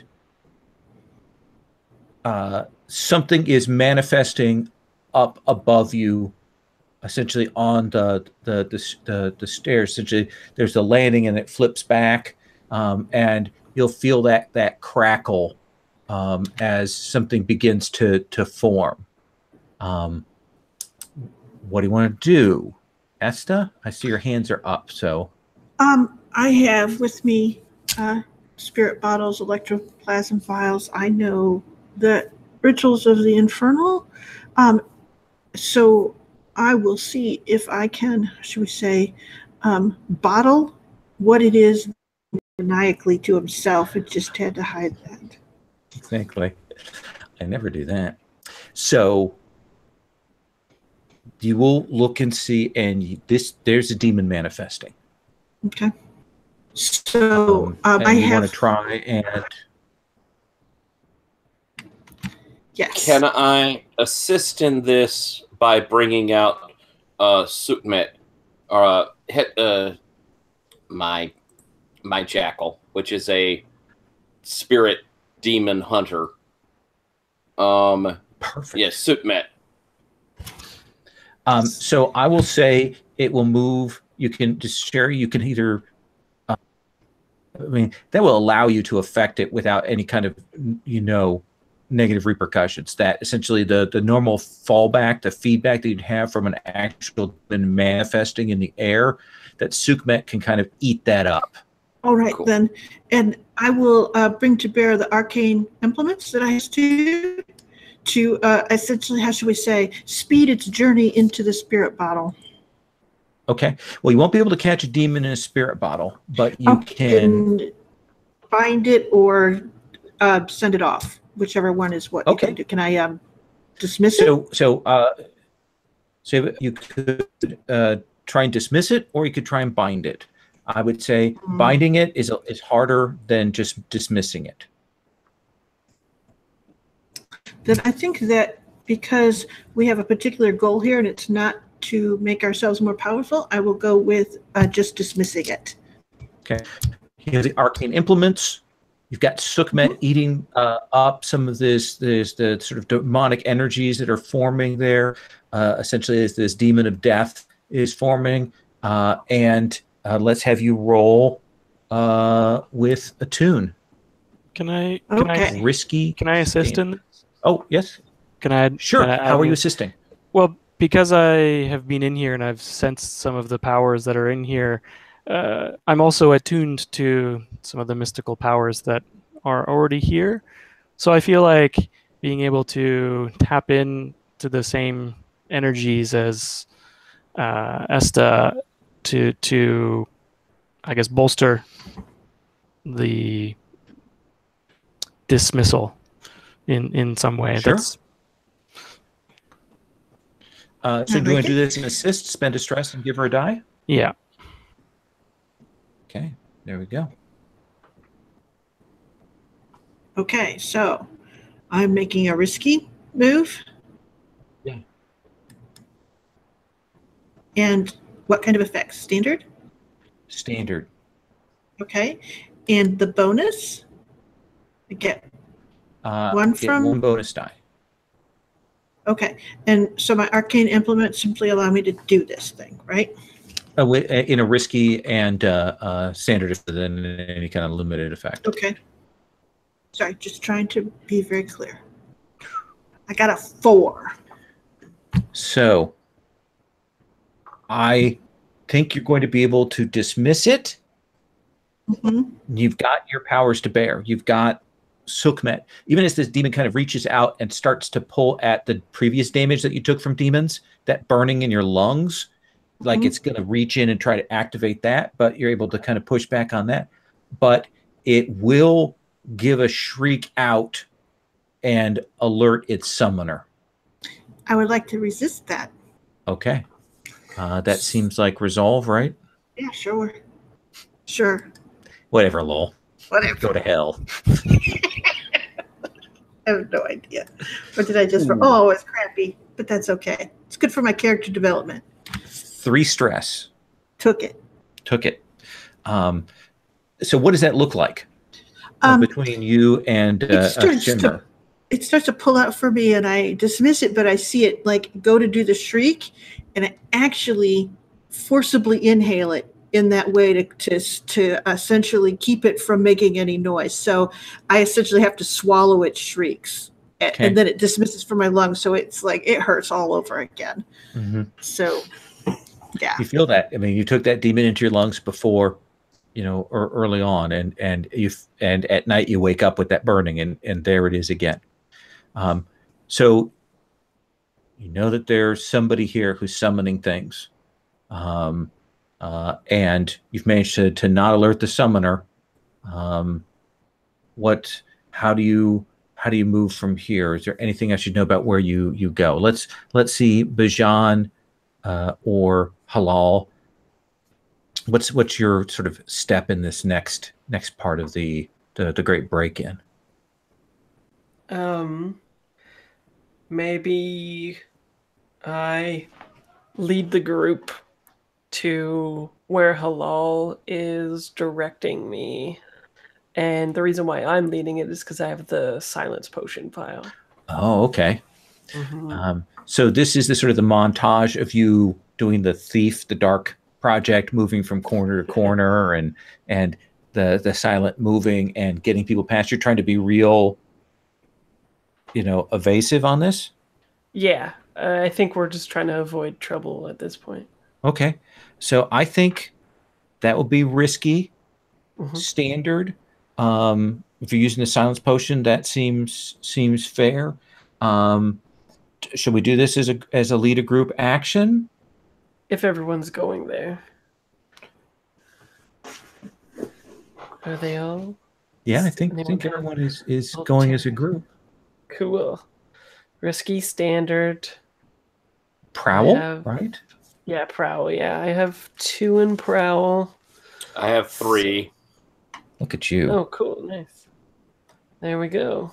We already have a success, so we just need a complete success from somebody. Yeah. So everybody else can roll prowl, standard, risky, and essentially we're going to take the best one. There we go. Yes. Look at that. Halal. Makes Mirage. sense that Shimmer would be able to be doing that too. Yeah. You we have that. Take one stress. We don't have that ability where we count sixes, right? What do you mean? There's a crew ability where you can count multiple sixes on a group roll that makes it a critical. Nope, you've just got the one. Okay. So you can lead them up. What is it that is the weak point? What is it? Esta's? I got a little bit of a cough.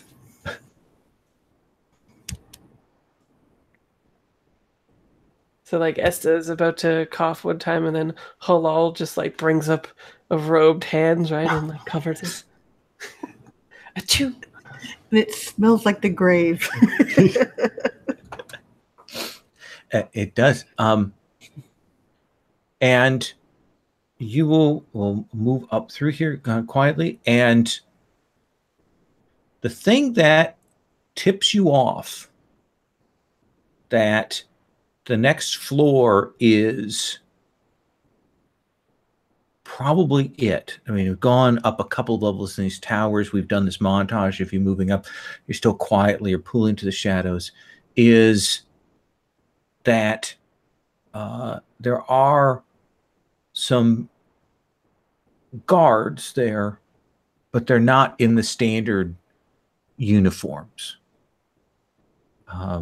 They're different. They have a little bit of different regalia to them. And they have, their faces are completely wrapped with white cloth. Almost like a turban has been completely wrapped around their face. So you just kind of see the impressions. And they are standing there, and you have the sense that these are guards that have been placed on this level, the entryways up to here, essentially the stairs up and down, and that they are here waiting for someone. So you've got this dangerous area.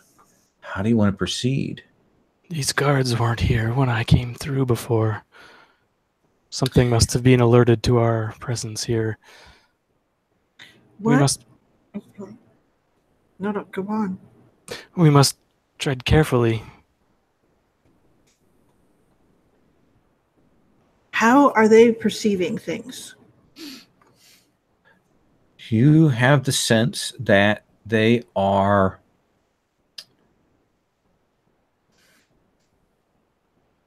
reading people's death.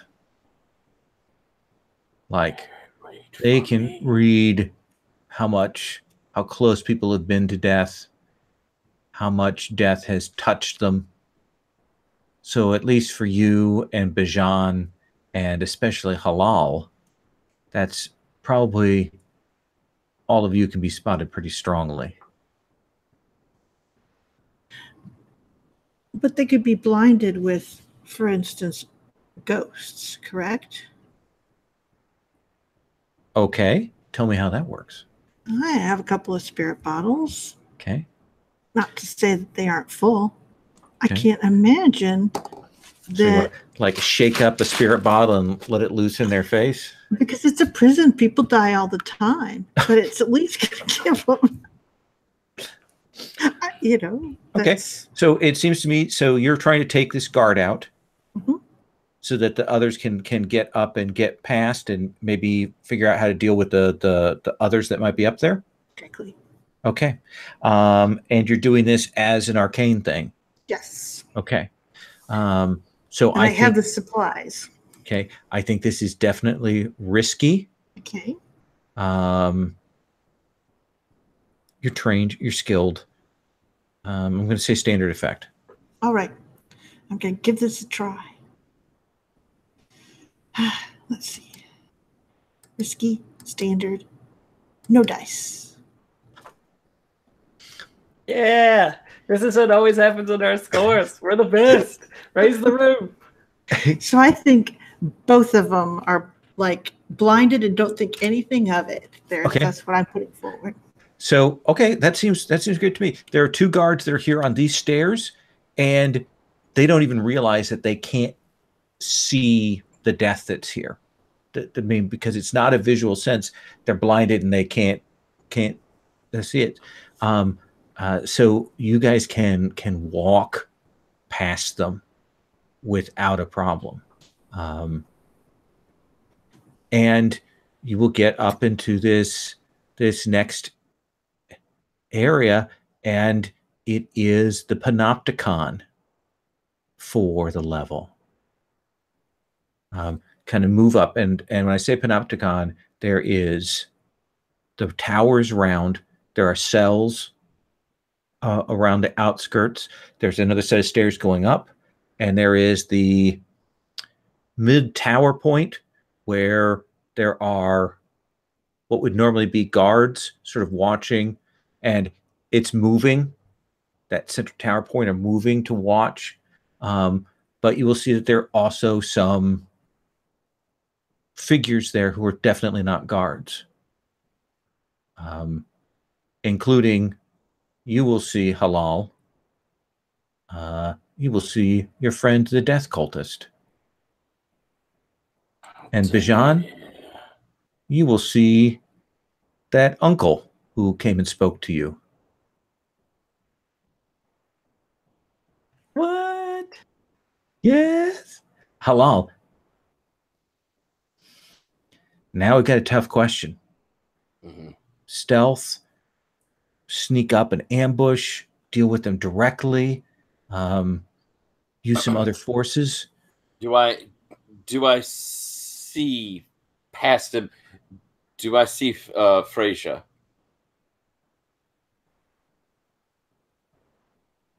Let's say you're going to have to move in further to see her.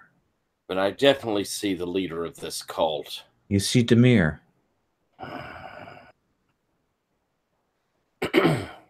Oh, I gotta think I'm gonna go up there and try and kill him real quick. Okay. I mean, So you're just gonna rush out and go to stab him? No, I think I'm going to prowl up and strike from the shadows. That's much more my style. Certainly, they're expecting that the guards that on the entryway would have seen you, or the demon would have alerted them. So let's have I'll look to the group as we get close. I will get him in the chaos. Follow. And I will sort of wrap my cloak around me and begin trying to scoot across. Bijan, he seems to be pointing at your uncle. Yeah. I think I say rather coyly, I'm like, you're no use to your wife dead. Worry not. I think I'm going to, as I move forward, I'm going to try and do it as a prowl. I hope. This is desperate. You are prowling across a well-spotted area, limited effect. All right, I'm going to use my Fine Shadow Cloak, which will allow me to increase the effect level by 1. So desperate, standard effect. So, and I'm going to push myself. Please do. So 2, which I'm going to use to monstrous. Ooh.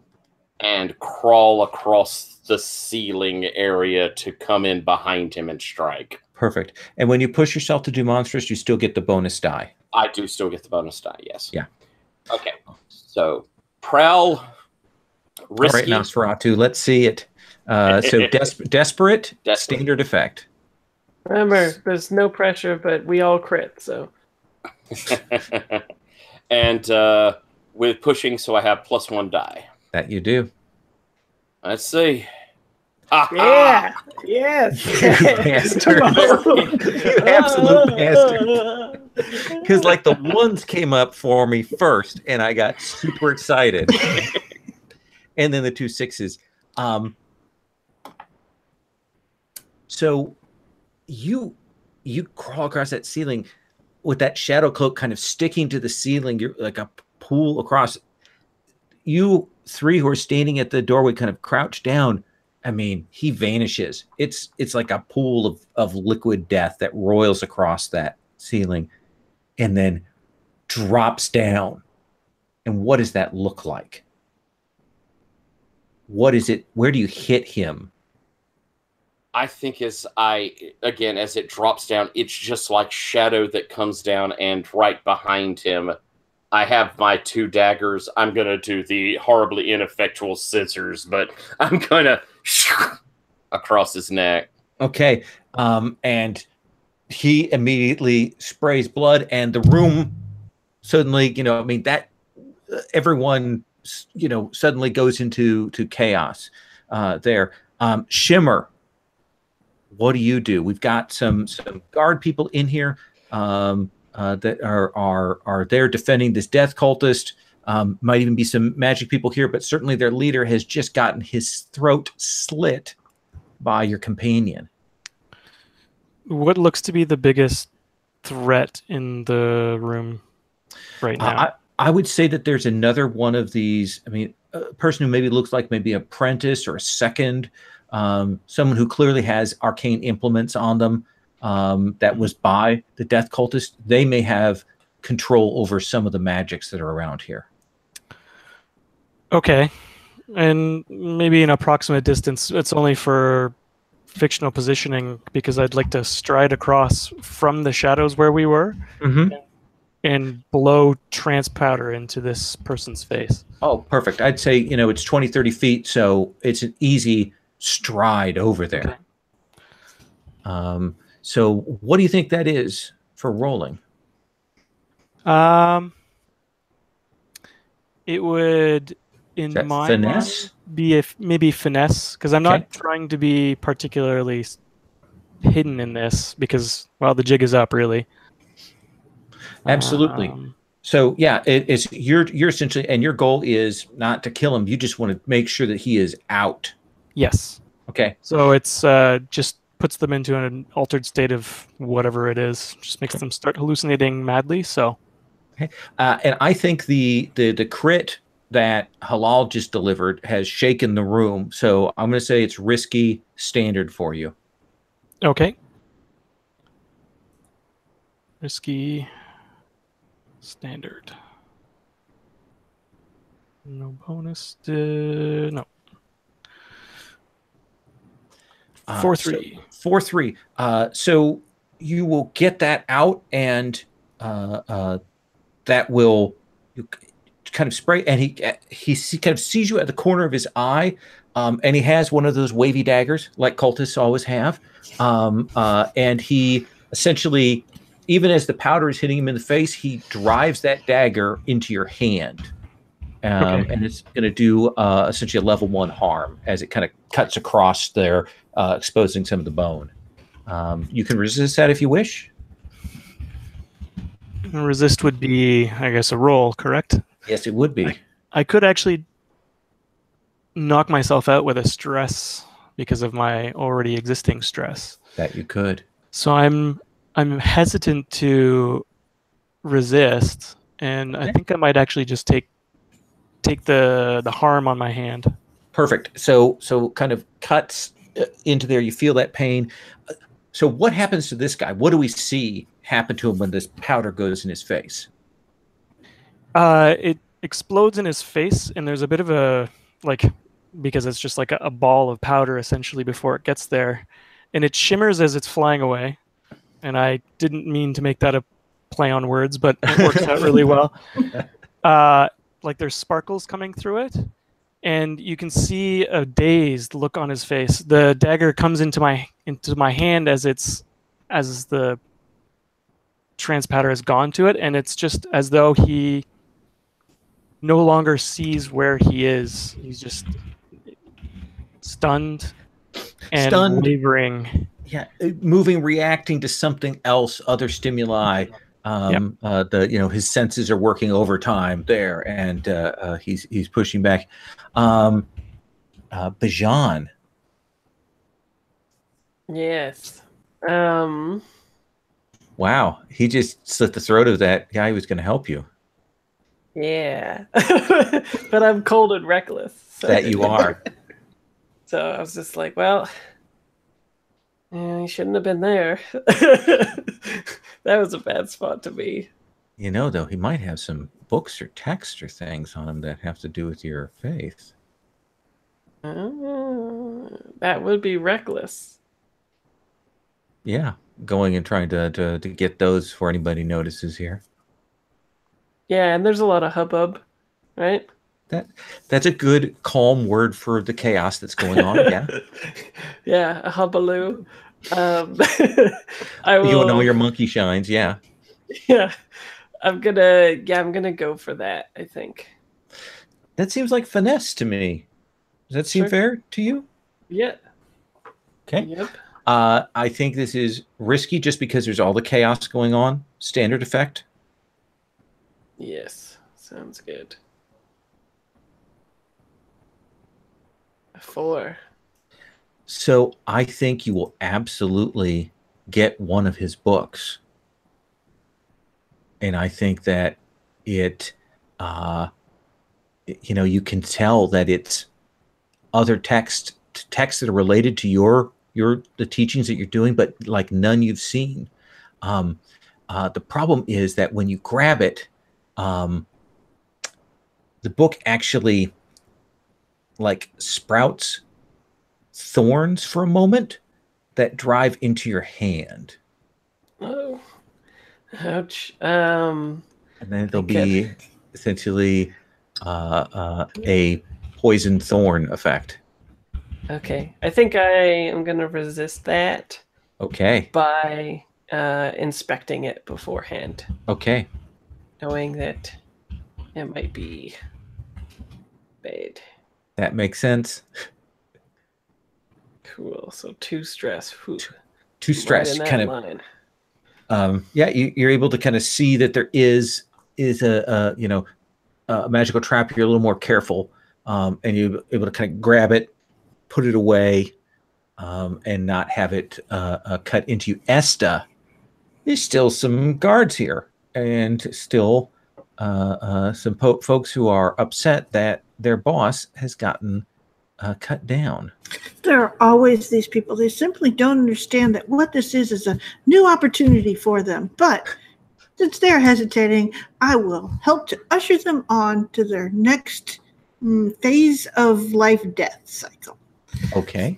Yes. This is called the stabbing. And so I'm going to put a hole in the nearest one that seems likely to attack someone. Get on one of these guards and take them down. Mm-hmm. Sword-wise, that seems fair. That's what I'm going to do. Here we go. So, risky standard, I assume? Yep. What happens?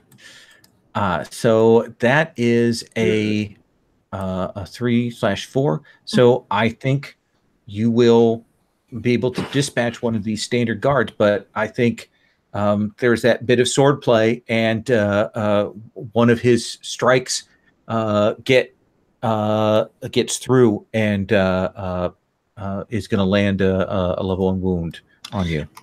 I will take that wound. Okay. Do you have armor? Oh, yeah, I do. Wait. Let's see here. Do I want to have armor? Yes, it is fine at this point. I will use my armor. Okay. So tell me what happens there. What does your armor look like that catches?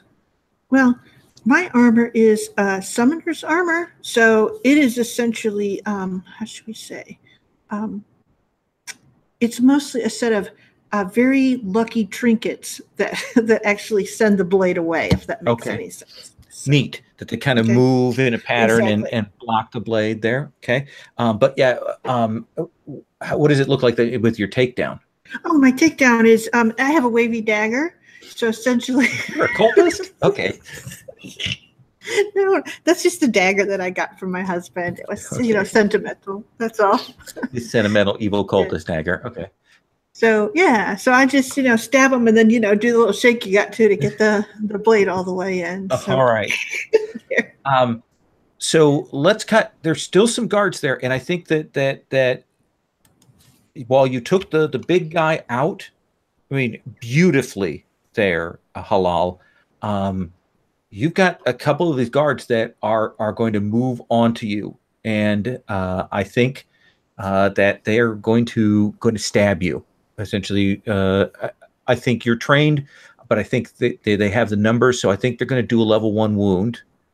You can use armor, or you can resist that effect, and then we'll talk about your action.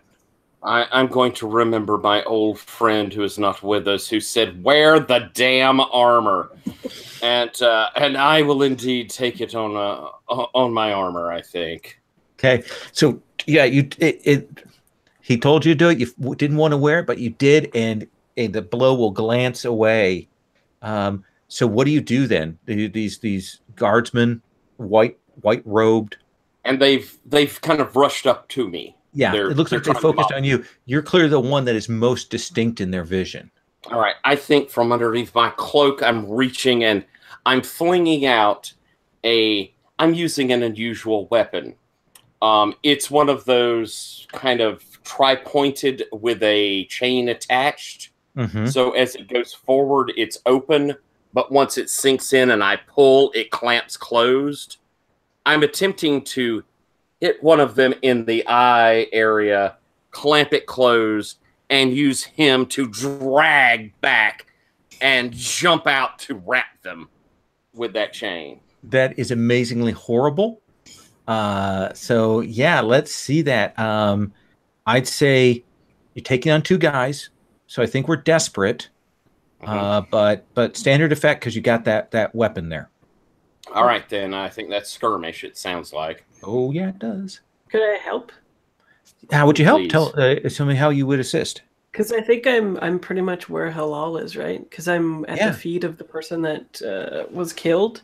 So I like the idea of Halal doing that, but then, like, I stand up and I'm right behind Halal, and then I have my blades and I fling them out as well at them. Oh, nice. Okay. So do you want to do that as a setup, or do you want to do that as spend a stress and do an assist? I would like to set up. Okay. Then you roll skirmish. Okay. And then we'll see what happens there. Yes, we will, because I have no stress to push myself. There you go. And that is risky, was it? Or I think for you, risky standard. Okay. Foxtrot. Oh no, that's not good. I did not set you up. Did not set you up. And in fact, you're probably going to suffer some of the consequences if he does not do perfect. Yeah, that makes sense. All right. Let's see it. So I'm risky, standard.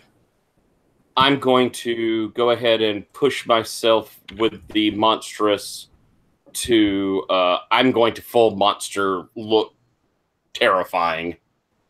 Not adding anything to like being strong or anything. I'm giving them the full ghoul face. Okay. But I still get the plus die. Yeah. Okay. So I have 1 extra die. Let's go. Woohoo! That's got 1.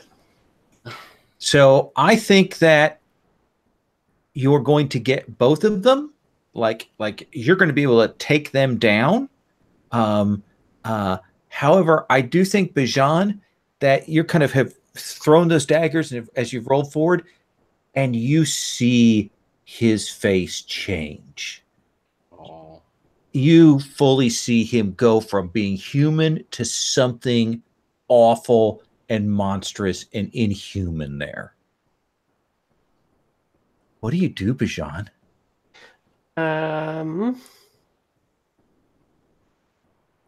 I think I just like look at Halal in horror, I guess, and shrink back. Awesome. Shimmer, you've taken this guy down. The group has dispatched the rest of the guards in the room. So there are a couple of issues we've got. You would definitely see that there is one of these cells that has a woman in it. Who's kind of standing and watching and now looking away. But there's also, you guys have made a lot of noise here. So there's that issue about how you're going to cover getting out of here. So I don't know if you guys have set something up or what you want to do, but I want to come to you and check in with you, Mirage. Shimmer. I'm just going to keep. Once I get a name wrong, it is wrong for the rest of the session. So, well, Mirage does Shimmer. That was where I got the inspiration to choose that. It's in the alias list though. So fair enough. Well, we need to get out of this place in an orderly and perhaps unnoticed fashion. Yeah. And I cased the joint out before, so I feel like this would be a good opportunity to flash back to Perfect. show the preparation that I may have put in for this. Sure. But I'm not exactly sure. I guess it could be, knowing the right way through the passages, the most. It's not the same way that we came in, but I'm able to set something up. You've dropped things to brace doors. Yeah. You've hit squeegeed locks or whatever on your way in. Yeah. You've done all that kind of Mission Impossible setup as you did the walkthrough. So I think we do a flashback that'll cost you a stress. Okay. And I think it's a finesse roll to see how well you've got this set up. So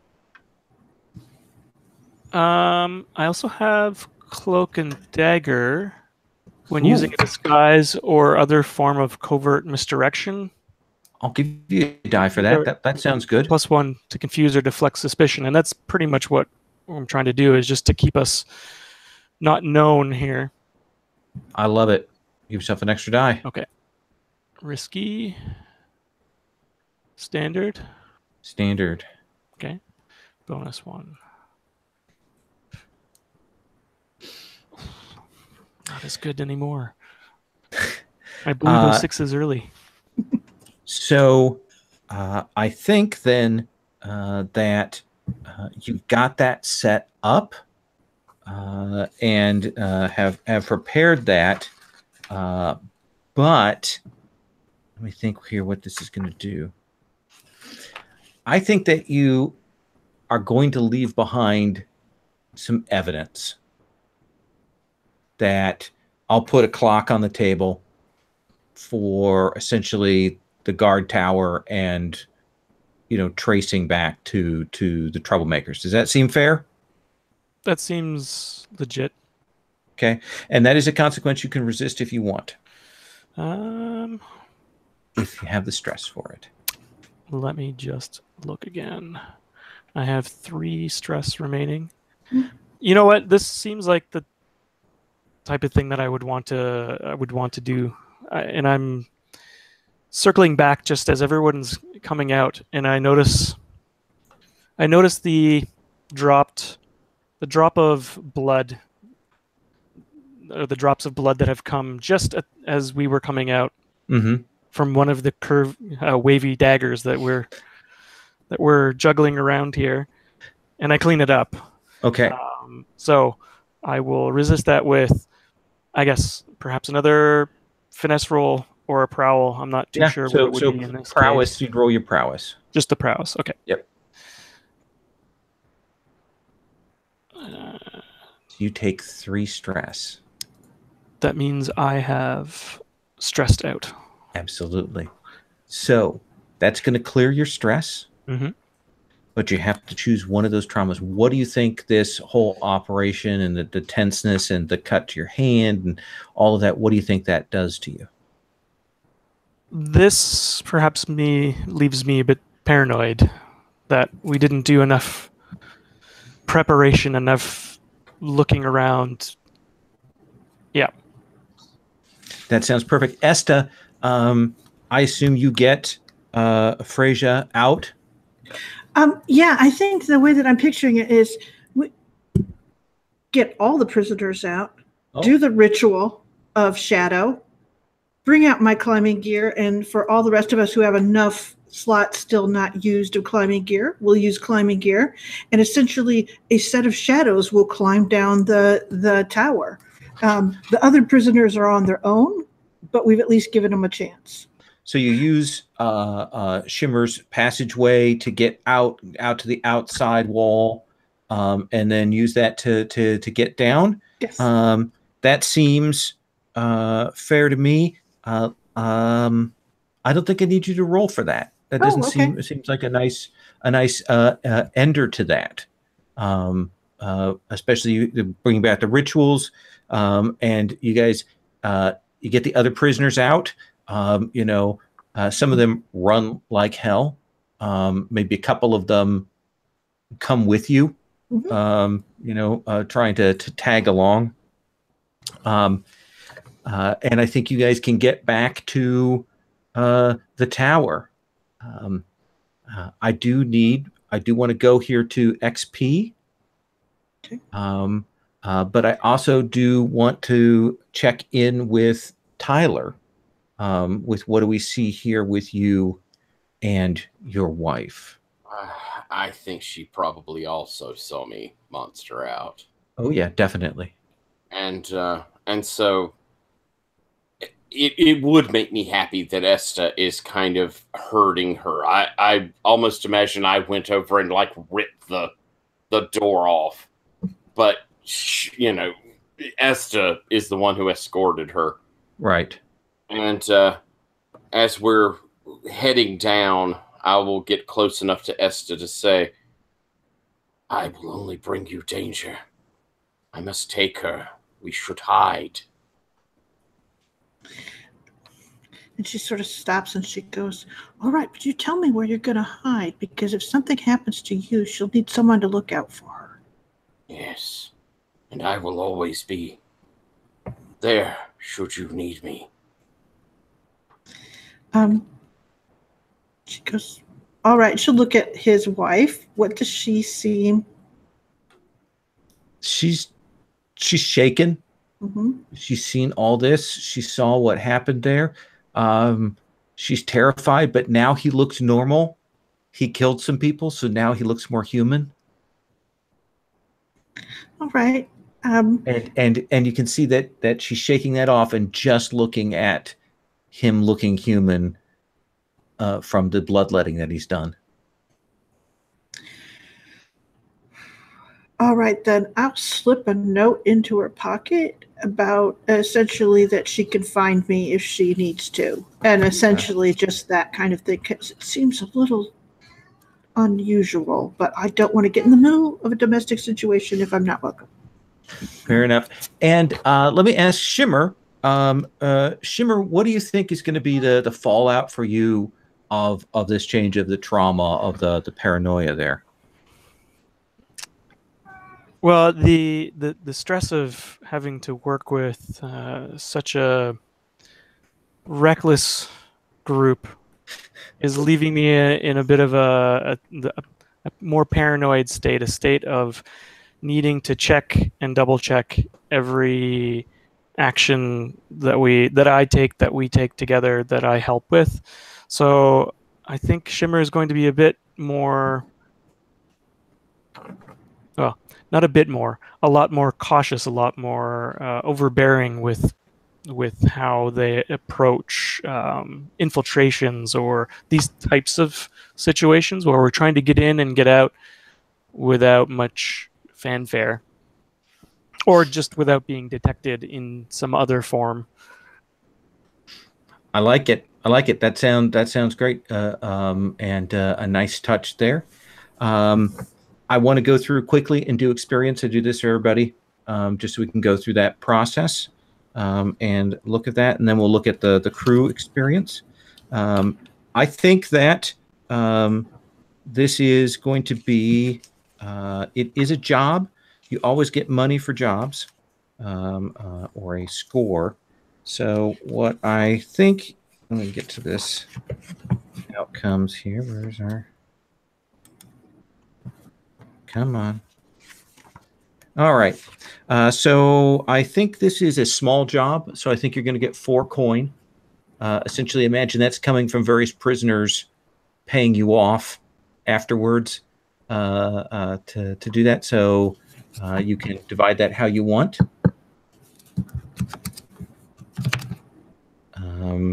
You will also need to pay coin to your patrons.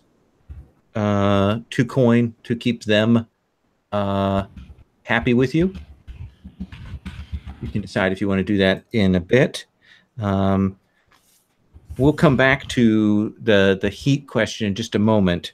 Let's look at the experience point stuff. So Sherry, what is your playbook specific XP trigger? I have 2 of them. One of them is I gain if I defended my turf or tried to expand it, I and the crew would get another one.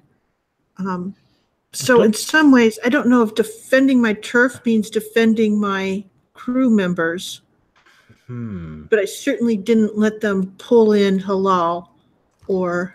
I'll give you a point for that. Okay. I would rather have it for the crew. If you're only going to give one, give it to the crew. I'll give it to the crew. Okay. So what's your other playbook specific? If I addressed a challenge with planning or teamwork. Definitely teamwork. Yep. And you're the planning, so I'll give you 2 for that. That's a lot. It is a lot. I'll take them though. Did you express your beliefs, drives, heritage, or background? I will always assist my team members. I am here for them. I'll give you a point for that. They need me. I'm super generous on these. I sure as hell needed you. Yeah. Fraser, playbook specific XP trigger. Address a challenge with technical skills or devices. Did you? I think the downtime I did when I was trying to figure out how to animate a corpse. Oh yeah. So I'll give you that. So I think that's just a little. So I'll give you a point for that. Okay. I think we definitely got your beliefs, drives, heritage, and background. Yeah, I tried to shove that in a bunch. Yeah. You think that's worth 2? Yeah, I think so, because it was in at least 2 scenes that I was trying to go for that. That seems fair. Go ahead and give yourself 2 points for that. And you get a point for struggling with your vice or traumas. Woohoo! The funnest. Tyler, playbook specific XP trigger? Handle things with stealth or violence. I think we did a lot of that. Yeah, I'll give you 2 points for that. Beliefs, drives, heritage, or background? I think we delved into a bunch of me. I hate to have kind of overwhelmed everybody, but it was a lot me. So I'll give you a point for that. And then I'm going to give you a point for issues from your vice, since this was your wife. Thank you, sir. And you overindulged. Let's come to Shimmer. Shimmer, what is your playbook specific XP trigger? You addressed a challenge with deception or showmanship. Oh yeah, several times. That's worth 2 points. Awesome. 2. Did you definitely expressed your beliefs, drives, heritage, background? We learned about your character, so that's worth a point for the session. I don't think you had any issues with your vice. Oh, you did trauma out, so you get an XP for that. Okay. And then the crew, smugglers, expand, did not do a sex. Oh, you did smuggle people out. Yeah, so that counts. That's worth 1. Challenges above your station, that's worth 1. Bolster your reputation, 1. Central nature. So you're going to get a crew advancement, which we'll figure out next time. And everybody's going to get 3 coins in their stash. Cool.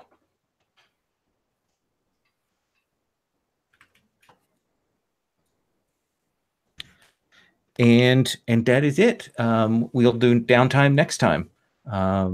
We should have, I think we'll have some new people. Paul, thank you for playing tonight and trying it out with us. Thank you for having me. This was a great deal of fun.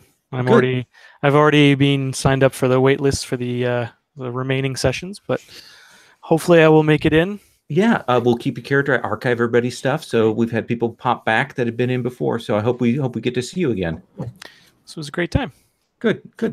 Well, Tyler, thank you also for playing. I know this is probably your last, but it seems likely. Okay. I thought so. Thank you so much, all of you, for kind of indulging my story and Lol, thank you for making it such an awesome adventure. I had a good time. I mean, this is very much a game that I have no idea what we're going to do when we sit down at the table, and this is, I couldn't have even expected this was going to happen. So it was pretty cool. So thank you very much. I'm going to stop the broadcast.